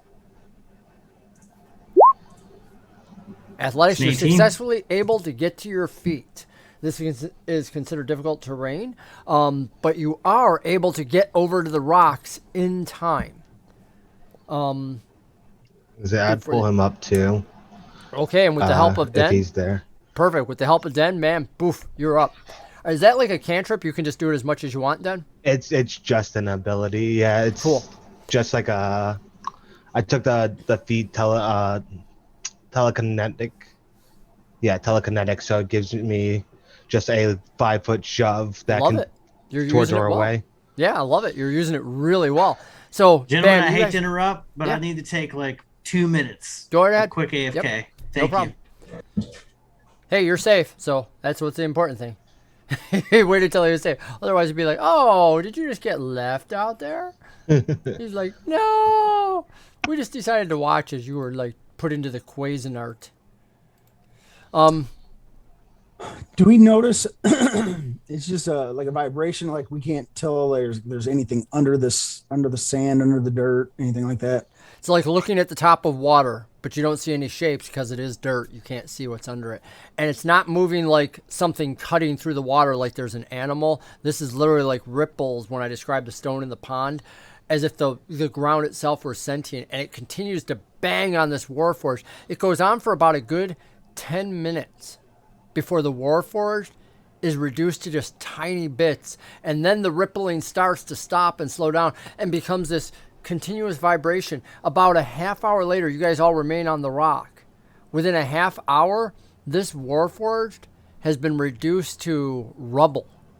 Little tiny pieces. Even the metal bent, stripped, flattened, and whatnot. Until literally it's just scattered about.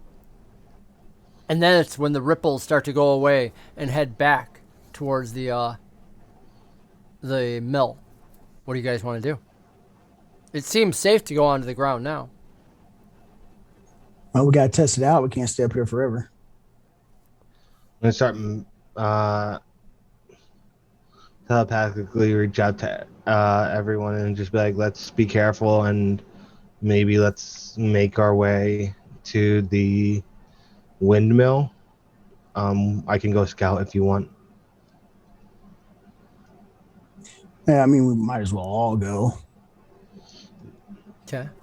Verdic, I'll puppet him for the moment, agrees to go with you and whatnot. He tells you out loud that's fine. You know, you can't really see a reason for the psychic thing that you're doing.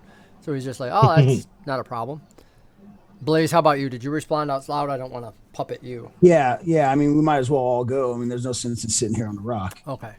So Den is doing that. You guys get about 15 feet away, 20 feet away, when then you're realizing there's a few ripples in the ground towards you, but nothing too serious at the moment. Okay. Is there anything that you guys... I assume you look back at the mist once in a while. Blaze, you haven't seen anybody yet. Probably about halfway in between. I need you to make a... Well, no, you don't need to. Blaze, Den, Verdic, you guys, between the three of you, you do think you see somebody come out of the mist. Perhaps it's Griffin and Robin. Perhaps it's the Warforged. Do you want to double back and go check? I'll telepathically reach out. What did I miss?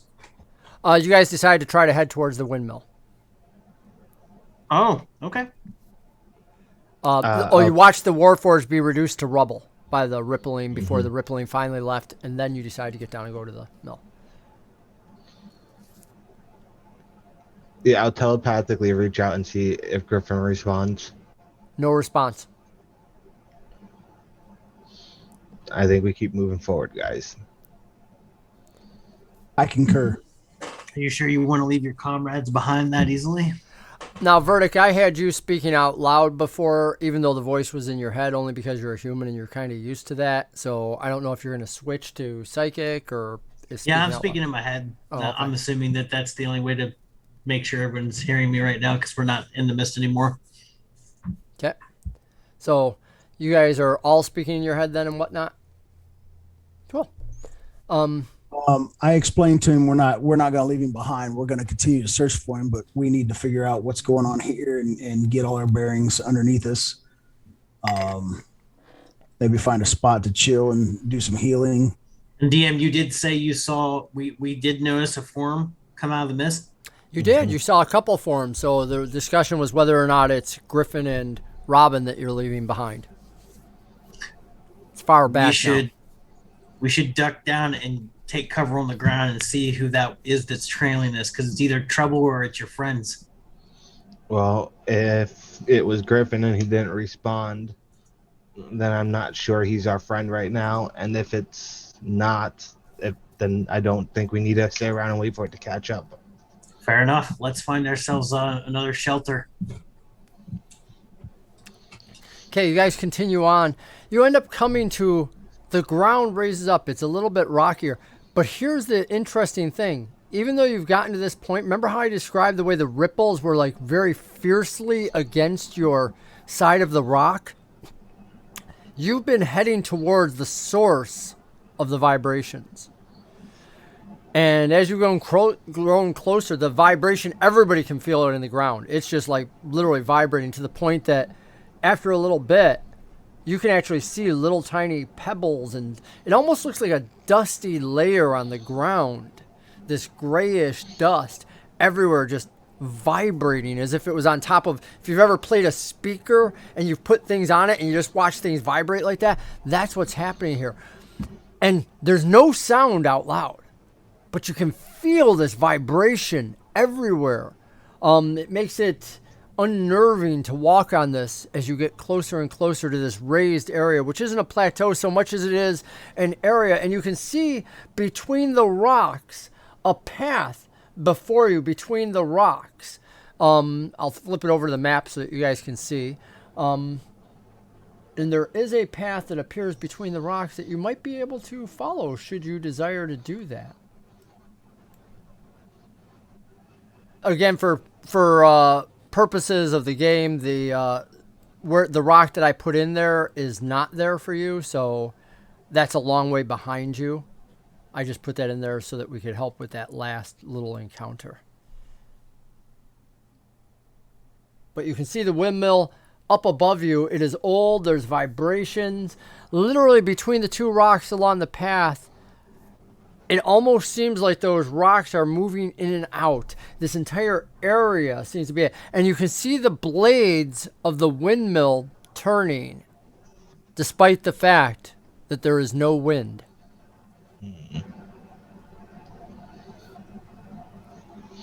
Everything here is strange. Yeah, I think we need to investigate and figure out what the heck's going on. In the time that it's taken you to get this far, you've also noticed that the two figures, who, again, you guys were looking behind you every now and then, so you noticed that it seemed to go to where you were and whatnot. And they've been picking up the pace to catch up to you guys. So Griffin and Robin are clearly trying to get caught up and whatnot, even though, again, it's pretty far back. They're picking up the pace on the ground? Yeah, even though it's vibrating and whatnot. Yeah. I still don't think it's great. I see what you're saying there. No, I really don't think it's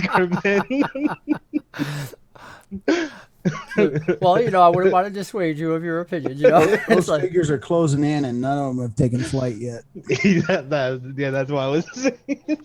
I was like, that's exactly what he was going after, yeah. So the flyer is walking. Got it. Yep. Let's find an advantageous position. We should have a nice try DM button. Hey, Darren, did you ever decide what you wanted? Because I didn't see anything. What did you want to give everybody? Let's find a good spot to either maybe hide from it or ambush between these rocks and... Hey, Wolfsdag, glad to have you here. And Verdic, you're silenced again. You muted yourself, so we didn't hear you. I saw your lips moving, though. Yeah. We find another one of those large rocks. We lay flat against it and then ambush it from above. Okay. You want to get... Now, again, the windmill's on an upper area, so you could probably use those rocks that you see sticking out on the map as a suitable area that you could ambush from behind. Yeah, I'm gonna go ahead and get on top of the one right in front of us. Okay. I'm gonna go to the other side so that we can kind of try to catch him in the crossfire. Oh, very nice. You guys run up the ramp and whatnot, get between them so that you can set up an ambush. How about you, Verdic? What do you want to do? Be bait right in the middle. Is the Humans are so expendable. They're replaceable. the ground going up to the ramp, is it that same dark, soily type ground, or is it more rough rock, or is it more solid? Interestingly enough, everything that you've experienced here, despite the pillars of rock coming out, this place especially is covered with this grayish ash. It doesn't even seem like normal earth. And in fact, do you want to give it a taste? No. Okay. You're like, whatever it is, I'll take it and be like this. Yeah, it's weird because with the vibrations going on, there's like solid ground, and then there's like 2 to 3 inches of like this dust, this grayish dust everywhere that's moving around under, so it's like this sea of gray dust that you're walking through. And then there's the actual dirt underneath it, which you're assuming is the same color as the stone coming out, these tannish brown stones. Not like any limestone or anything else that you've seen before. So I'm Just gonna to try cut in and- for a moment. Oh. There, Mason says he's out of ideas, so you might want to throw him some couple ideas or something he can choose from. Cool. You could go with everything like a devil's bargain. You could say, I want to throw some points at the deck of many things. You could say, hey, look, can I get a wild magic surge in here? Things like that. You know, I'm giving you a freebie. It doesn't have to be huge. You know, sometimes a freebie is just like where you already bought inspiration for everybody. You could be like, man, you know what? I want to see an NPC show up and whatnot. And I want that NPC to be, you know, an Arakocra, or I want that NPC to be, bring me a dragon in the game, DM, somehow, and I'll bring something. Or, you know, maybe it is that magic item. I don't know. Maybe it's just a deck of many things. Who knows? That's it. Maybe everybody is just forced to draw. As the windmill throws out cards at them, and they're forced to pick them up.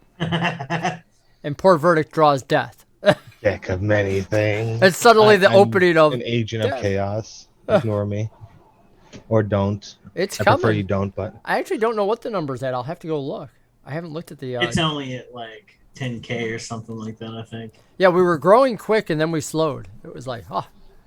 Yeah, I didn't realize the price had went up so much. I was kind of disheartened. I was like, It's oh, never man. changed price. The deck of many things always been 100 and some thousand. Oh, I didn't realize that. Yep. Oh. It's always been, because we knew we didn't want it, you know, because it can kill players. And the players were all like, you know, hey, we like having fun, but we don't want to just die for no reason. So I was like, well, if you guys want this, all the viewers get to work at it. And some have put in thousands of points at it. So I want to attempt to create like a, so by the ramp, Bullshit. I want to create like I want to dig into the ash, and I'm going to pull up my pole arm and actually activate it. Okay. And I want to cover myself in this ash and like lay down next to the ramp with my pole arm against me. Kind of like I want to set up a ground ambush, so I want to be prone but ready to strike at them from the ground. But I want to cover myself in this ash and soil. All right. You let's realize act more as a cat than the cat. you can try to, as you try to pull up this dust on top of you and you're vibrating on the ground, you realize that you are taking damage from this super fast vibration here as you go to lay on the ground. Get up on the It's rock. physically Yep, I'm going to get up on painful. the rock then. Yep, that's not worth it. Yep. I tried. No, it was a great idea, yeah. So, yeah, rather than taking any damage, you're like, Yeah, I'm already injured, so I'm actually very injured. Like there's some blood starting to come out around my arms and my legs. Thank God you're the healer. During this downtime, I'll cast Healing Word on Verdic. That's probably a good call. I was at 24, so oh, wrong thing. Hold on. Also, DM out of game stuff. The reason the deck of many hasn't gone up is because it's ended and no one could do anything to it. Oh, okay. So, yeah, you got to refresh that thing. They'll only let you go like 30 days, and then you got to refresh Yeah. it. So, yeah, I'll have to go back and That'll- look at that. We had those that'll- weird days where we were doing other stuff and whatnot. Mm-hmm. Thank you for that. Hey, tell you what, Darum, pick a number from 1 to 10 for me and put it in chat. Wolves Dad, pick a number from 1 to 4 and put it in chat for me. Pick 3, my lord. In fact, Can't help myself. Darum, make it 1 to 20, and Wolves Dad, make it 1 to 6. We're gonna do an interesting thing Ooh. here. 10. Well, I told him 1 to 20. He was doing from the 1 to 10 thing, so he might make that a 20. He might make it a 5 now. Who knows? Wolves Dad 3. picked 3. And Darren picked Darren 16. picks it. So 16 minus 3 is 13. Each of our players today has just gotten 13 plot points. There you go, Darren. See, I figured Sick. I'd do something unusual. yeah. And whenever I do things like that, I always do it. I call it around the curve or around the circle because, like, let's say you had picked a 1 and it was a minus 2. Well, that would then go to a 20 and then a 19. So we just kind of do a big loop like a clock. So let me give everybody their plot points. As you all watch, one massive Warforged. The brute that previously locked up Blaze. Come probably within about 60. The distance on the map is a little wrong. They're about 60 to 80 feet away, and they appear to be the large one talking to the shorter one. And when I say shorter, it's normal sized. The large one's probably about 10 feet, and he's a brute. I mean, he is big.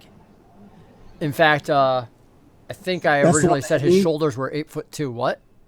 That's the one that had me up in the air. Yeah, because his shoulders are at 8'2", which is why I was asking if you look up and whatnot. So I figure with his full head and whatnot, it's probably about 10 feet.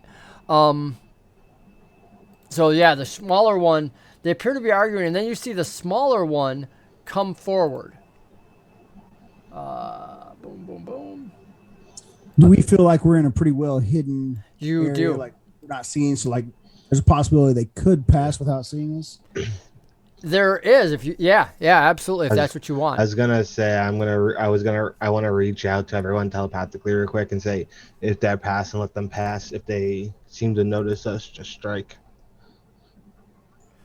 I'm good. Cool. You guys wait for this, and what you notice is that the larger one stays back outside of the gray dust and whatnot. You know, again, clearly at least 100 or so feet away, maybe a half a football field. And the closer one gets within range, and you notice that as he's walking, that same pain that I described in Verdic seems especially astute in him. And, well, you guys are staying hidden, so I can't describe all that till he gets kind of in between you, and you guys are, I'm assuming, peeking out, because you had already talked about letting him pass. You just want to hide? I just want to hide him. Okay. Yeah, I Verdic's don't hear just if they staying low. engage. Yeah, I got my pole arm in my hand, The and I've got it like this, and I'm laid flat against a rock. Okay. Because, yeah, the reason I ask is, of course, if you're looking to see, other people have a chance of seeing you, and, you know, it's kind of an opposed thing. Moments later, you see him get up towards the area where you are, and he's looking at the ground, and, you know, you guys can see his back. Clearly, he's looking for some sort of tracks, but again, the gray dust that's everywhere negates any type of tracking. Maybe he's feeling at the ground or whatnot, but you have opportunity. He's about 20 feet from all of you if you wanted to jump him now. But only one has shown up. The other one has not. Not moving. Now, if we haven't been seen, we'll hang tight. Okay? You guys all hang tight. As he begins to move away, you notice something. Parts of him have fallen off, literally, while you watched. He's moving along. He's moving in a somewhat staggered approach, getting towards the mill. As he gets closer, he drops to one knee. As he picks up a hand, you notice that part of him, the metal, has fallen off, and other parts surrounding him. Eventually, he seems to be heading towards a door, and as he does so, he sprints back full speed. And I'll give him a perception chance to see all of you, since you guys are kind of watching him from the back. But he's so focused, he actually runs down the slope in between you, somewhat limping, having lost parts of the metal, as he runs out back towards presumably where he left the other. We're taking him, guys. What was Now's that? our chance if we're taking him. There were two of them. Where's the other one? Yeah, but this one's wounded. This will be a quick. I haven't lived this long being a fool to jump into something like an ambush that we trying to set up for somebody else. Verdic. What armor are you wearing? I'm not. Okay, that's what I thought. We introduced the. That's why I've been so damaged. Did you add your 5 points back, Verdic? Yeah. Okay.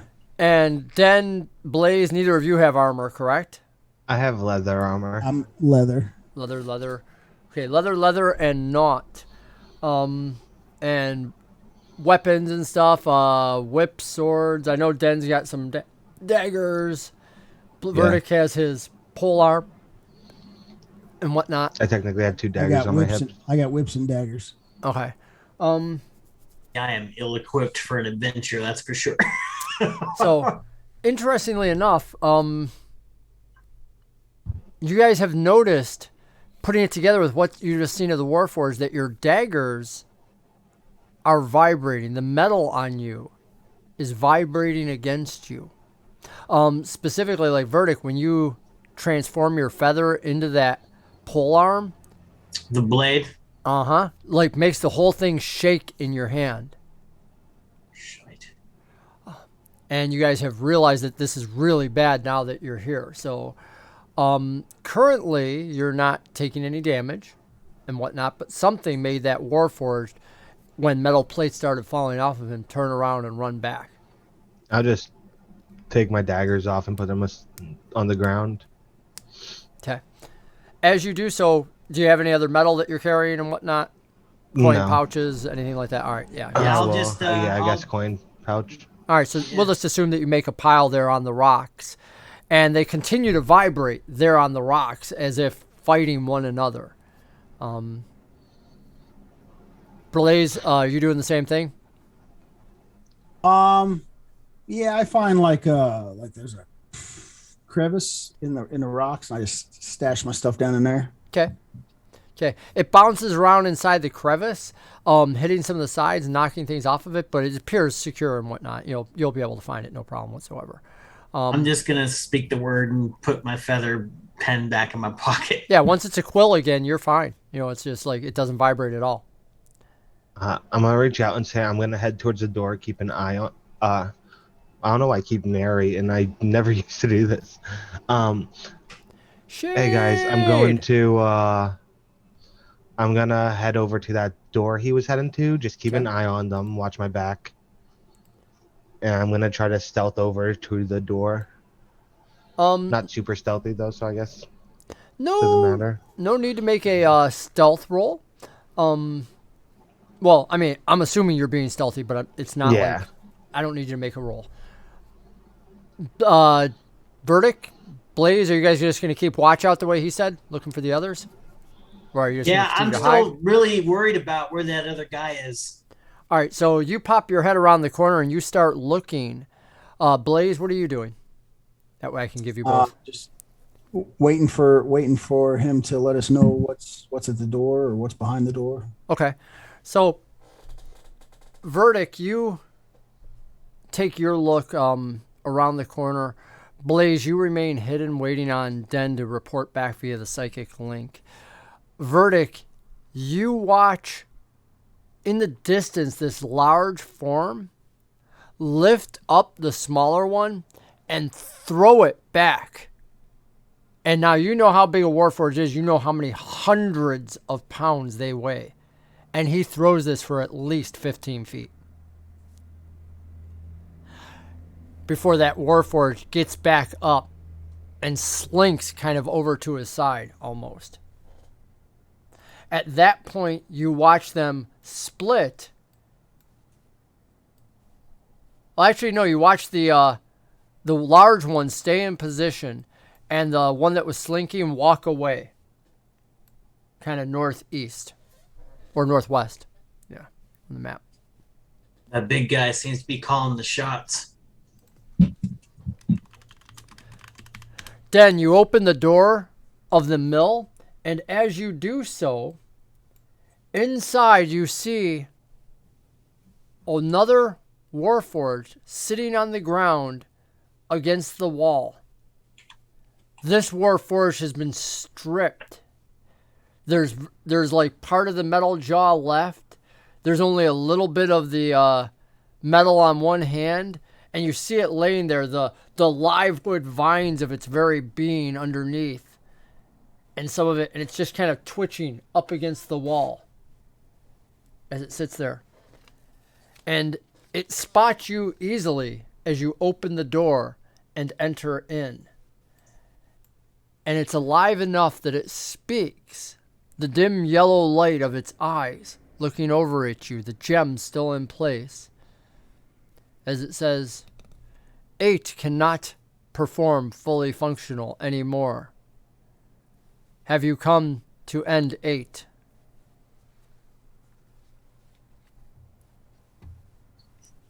Yeah. Like, can you speak or relay information 8. 8 has just spoken aloud. 8 has communicated. Do you not understand 8's words? Vaguely. The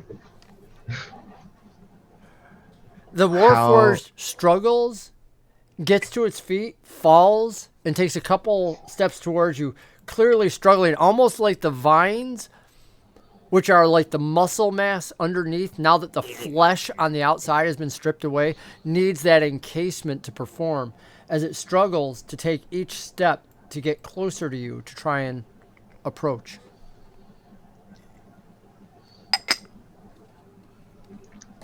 What was your mission, 8? Warforged are free. I have no mission. Mm, We were set free by the Treaty of Thronehold. then why would you be ended for not being able to shoot? What did he say? He asked if you had come to end 8. Oh yeah, but I meant he said he couldn't perform, right? Or Correct. something. Yep. Yeah, so why would you You're be on the right ended line. for not being able to perform?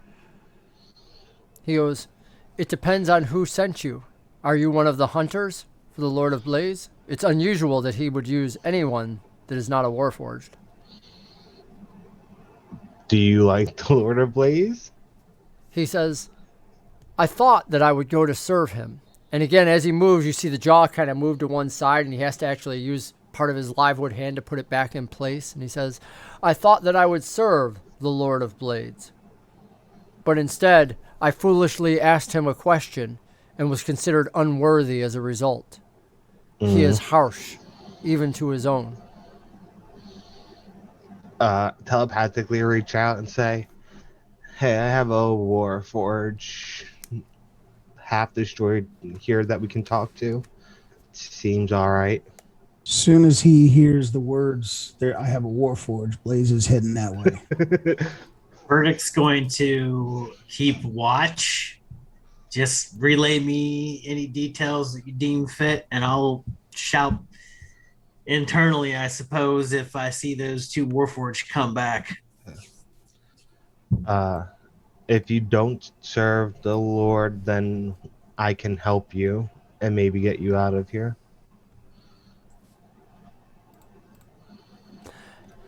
Eight looks as Blaze comes into the room and says, Dragonborn, Kabara, and he switches to Elvish and starts speaking. Do you understand Elvish, Blaze? No. I do. I do. Then you understand instinctively as he starts greeting him and thinks that he's one of the Valinor, or at least fought with the Valinor, are familiar with them because he's speaking in the elves, the Elvish land of the Valinor to the south. I look over at Blaze. I'm like, he thinks you know Elvish, and then respond to him in Elvish that he does not understand Elvish, nor has he served the elves. Yes. He says, 8 was built to translate. 8 is familiar with many different cultures. Unfortunately, my skills were not of much use to the Lord of Blades. He seeks combatants. By this time, 8 has made his way almost fully across to all of you, and you can see just how damaged he is. He says, my time here is almost over. He says, can you please tell Callie that I was unsuccessful and I apologize for leaving her and the others? I will if you tell me where to find her. He says, before we were overrun, he goes, we were to the south towards the lightning rail. That was the mission that she was upon before the Warforged were upon us. But already one had been petrified. He says, this land, he goes, is harsh to those of the flesh like you. He goes, I see that you have made it here because you bear no metal. And as you see him, literally part of the metal finger that cases around the live vine comes off, and you see some of the live vines underneath work around as if seeking that protection, trying to keep him whole. He says, I do not have much longer now. He says, I suppose they will not need to find me, even hiding here.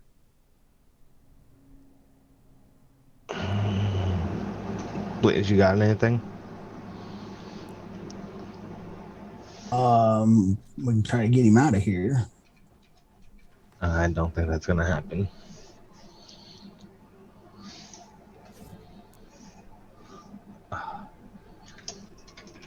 Do you know where we can find the Lord of Blaze? He says, yes. He goes, the Lord of Blaze I found him near the Glass Plateau, which is ever rising like his own fame within these lands. I believe he's taken many different outposts here. When we were captured, we were far on the southwest of here, having come in as a search party. He goes, part of the usual salvage, Callie said. It seemed like a good run. She wanted my talents that I would be resistant to most things here. Oh, I totally forgot. Verdic, you need to remove that 5 hit points that Blaze gave you. I apologize. Blaze, one of the things that you realized was you attempted to lay on hands and it was without effect. You now understand standing before 8 when he starts talking about the difficulties for humans, and he goes, with the lack of healing affecting any of you here in the Mournland, he goes, my people do well. And suddenly you understand exactly why it didn't work when you went to heal Verdic. I should have caught that earlier as a DM, and I just didn't even think about it. Sorry, Verdic. It's a good thing I didn't want to fight. Also, I asked him, what is Callie? I'm not going to find her if I can. Of course. Callie was the human woman that is a scavenger and lines up our missions. He says, Callie is a fierce individual. Callie knew many things and locations, but she needed help. She has much drive in her willingness to come in here. She works out of the town of Salvation nearby. And at that point, his jaw falls off completely, and he continues to try to talk to you. But whatever part of the Warforged, even though they don't have tongue, they don't have air and whatnot, whatever magic was holding that part together for him to be able to speak has ended. Still seems.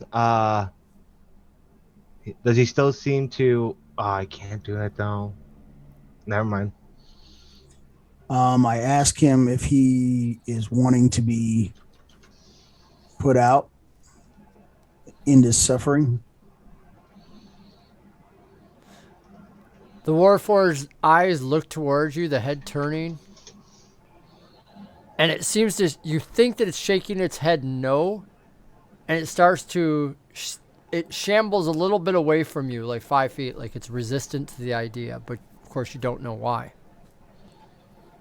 Clearly this place has been killing him the same as it killed the others. Do you wish to leave here? Make a persuade. Are you? You've asked a question. Are you intimating that you want to take him with you? Yeah, that I'm willing to try to keep him together to come with us.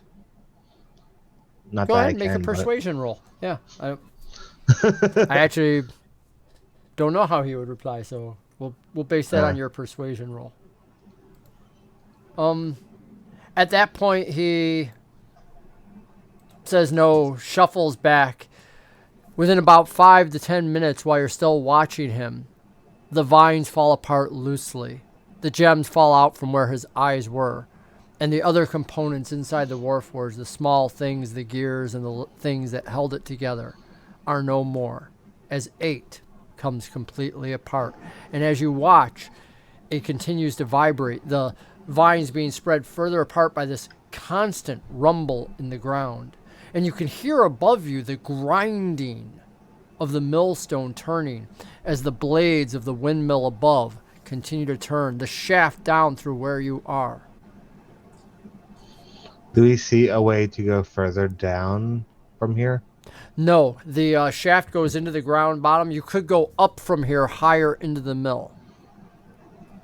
How big is this shaft coming down? Are we able to smash it? About a foot thick stone that's banded in metal, ironically, since most metal seems to be destroyed here. I'm gonna grab the 2 gems and see if there's anything else around. If there you that had we- an axe, you could chop it. Oh. Sorry, I couldn't resist. He's like, shut up, DM. Sorry, what were you saying, Blaze? I'm gonna pick up the 2 gems and see if there's anything else useful to grab off of him. Okay. Does he have any type of weapon or anything on him?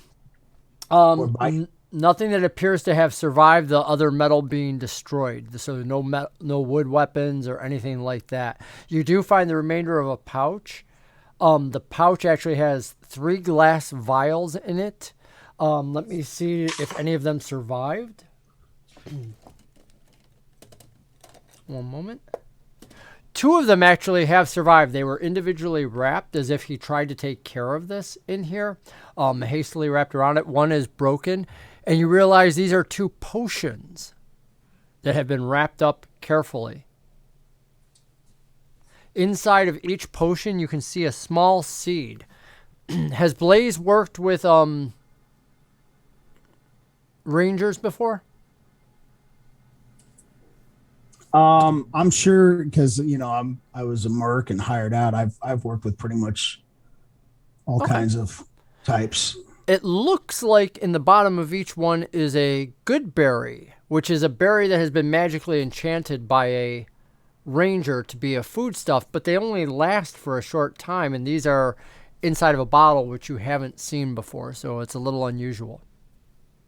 And I will allow you to make a history check for me. Let's see if you actually know what this is, because the bottles are larger than your standard potion bottle, too.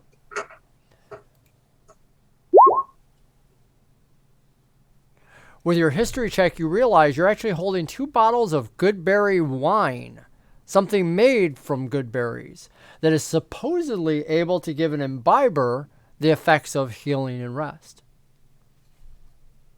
Why a Warforged would have it seems unusual, although supposedly Warforged are able to benefit from many of the same magics as people. Did he have any weapons or anything around there? Anything? If he had metal ones, they're destroyed, and you don't find any wood ones there. That's one of the things that you noticed is, again, the metal, even the finger that you go to pick up off the ground, has already started to deteriorate as if rusting and leaving this gray dust on your hands. And it doesn't take long before you start to think about it, and you're like, we walked through an entire field around here, 2 to 3 inches thick of this gray dust, and you're holding it on your hands, and you put together quickly, this is what happens to metal in this place. It's vibrated, ground into dust. Can I head upstairs? Absolutely. Den of Wolves takes off, heads upstairs. I can cut to him or I'll follow after. Blade. All right. Verdic, after about a half hour, maybe a little less, about 20 minutes, you realize that the one that left northwest appears again from the southeast. He's making a circuit around the mill, trying to stay somewhat out. He's in the gray dust, and you can see he's somewhat being possibly damaged or affected, but he's staying at the furthest edge of it. So clearly trying to limit his damage after coming inside. And of course, the larger one, when you peek, is still on the outside, outside the gray dust fully. So Do clearly you feel they're... kinship to him? So that's messed up. You're Wrong. So I'm gonna psychically communicate back to Den and Blaze that they're still patrolling around the mill, but they seem to be too afraid to come very close. I don't think they can survive in this area for very long. So whatever these windmills are doing, it's actually working in our favor. I respond back, oh yeah, I forgot to mention, we just figured out that all metal gets pretty much vibrated into dust around here. So this is probably the safest place we could possibly be. Might not be a bad place to get rest if you can rest in a place like this. I'll let you know in a bit. Den of Wolves, as you get up to the top, you find not only some what you can tell were crates at one time, but the very metal nails that held them together have long ago come apart, leaving the wood on the floor. There are some sacks of what appears to be grain and whatnot. It doesn't take long for you to cut one open with a finger and taste it, and the grain is very old. So nothing current and whatnot is here. You search through this place looking for other items of value and whatnot, and you find the halves of many implements that would be used for lifting, carrying, where there would be metal bands, and in every case, the metal is gone. And in fact, the only metal that you find unaffected is attached to the windmill itself. Literally, the nails that hold it in place, the bands around the banded metal wooden shaft, and the massive stone grinding wheels up here, which just continue to turn. And you look out the window and see the blades of the windmill fan moving. Again, doesn't feel like there's any breeze, but it's continuing to turn. And there's this grinding sound of the stone. And of course, it makes it very questionable about how long this has been going, because, stone mills don't last forever. They have a timeline that they're used for, which is why usually they're engaged and disengaged. And in fact, knowing that, you go over and you find the large levers there that are built with counterweights to lift up and separate the stones so that they can stop grinding.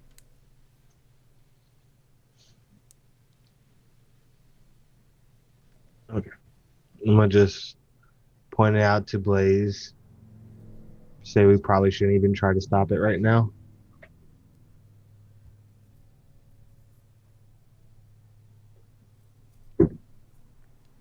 Okay. Blaze had to think about it.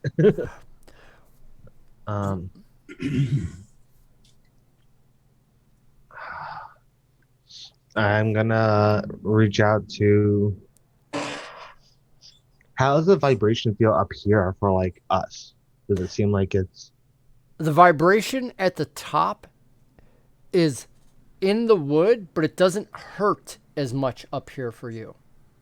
Literally the entire thing, while this is moving, the wood of it just shakes, yet it's not painful the way it was on the first floor walking on the ground, which is why Verdic couldn't lay on the ground out there.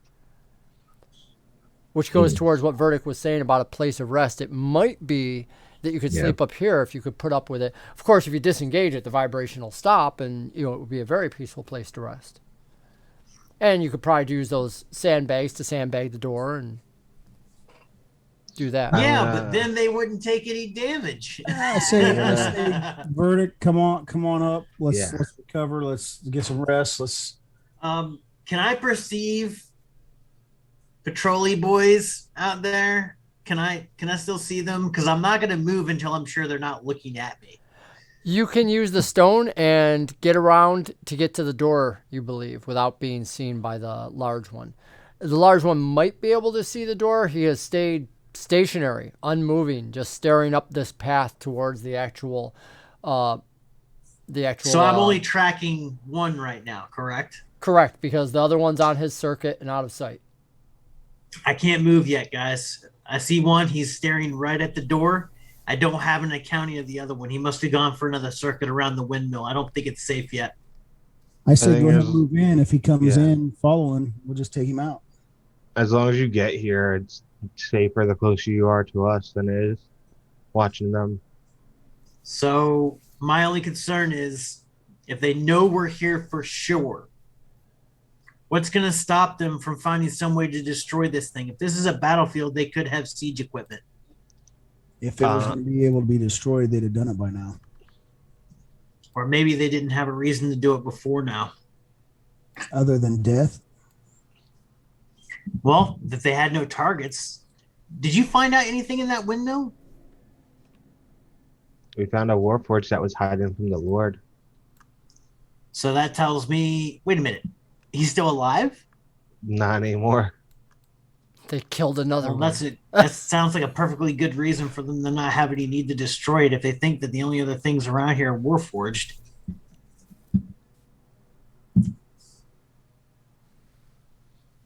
I'll hang out down here for a little bit longer. As soon as he moves, I'll come up.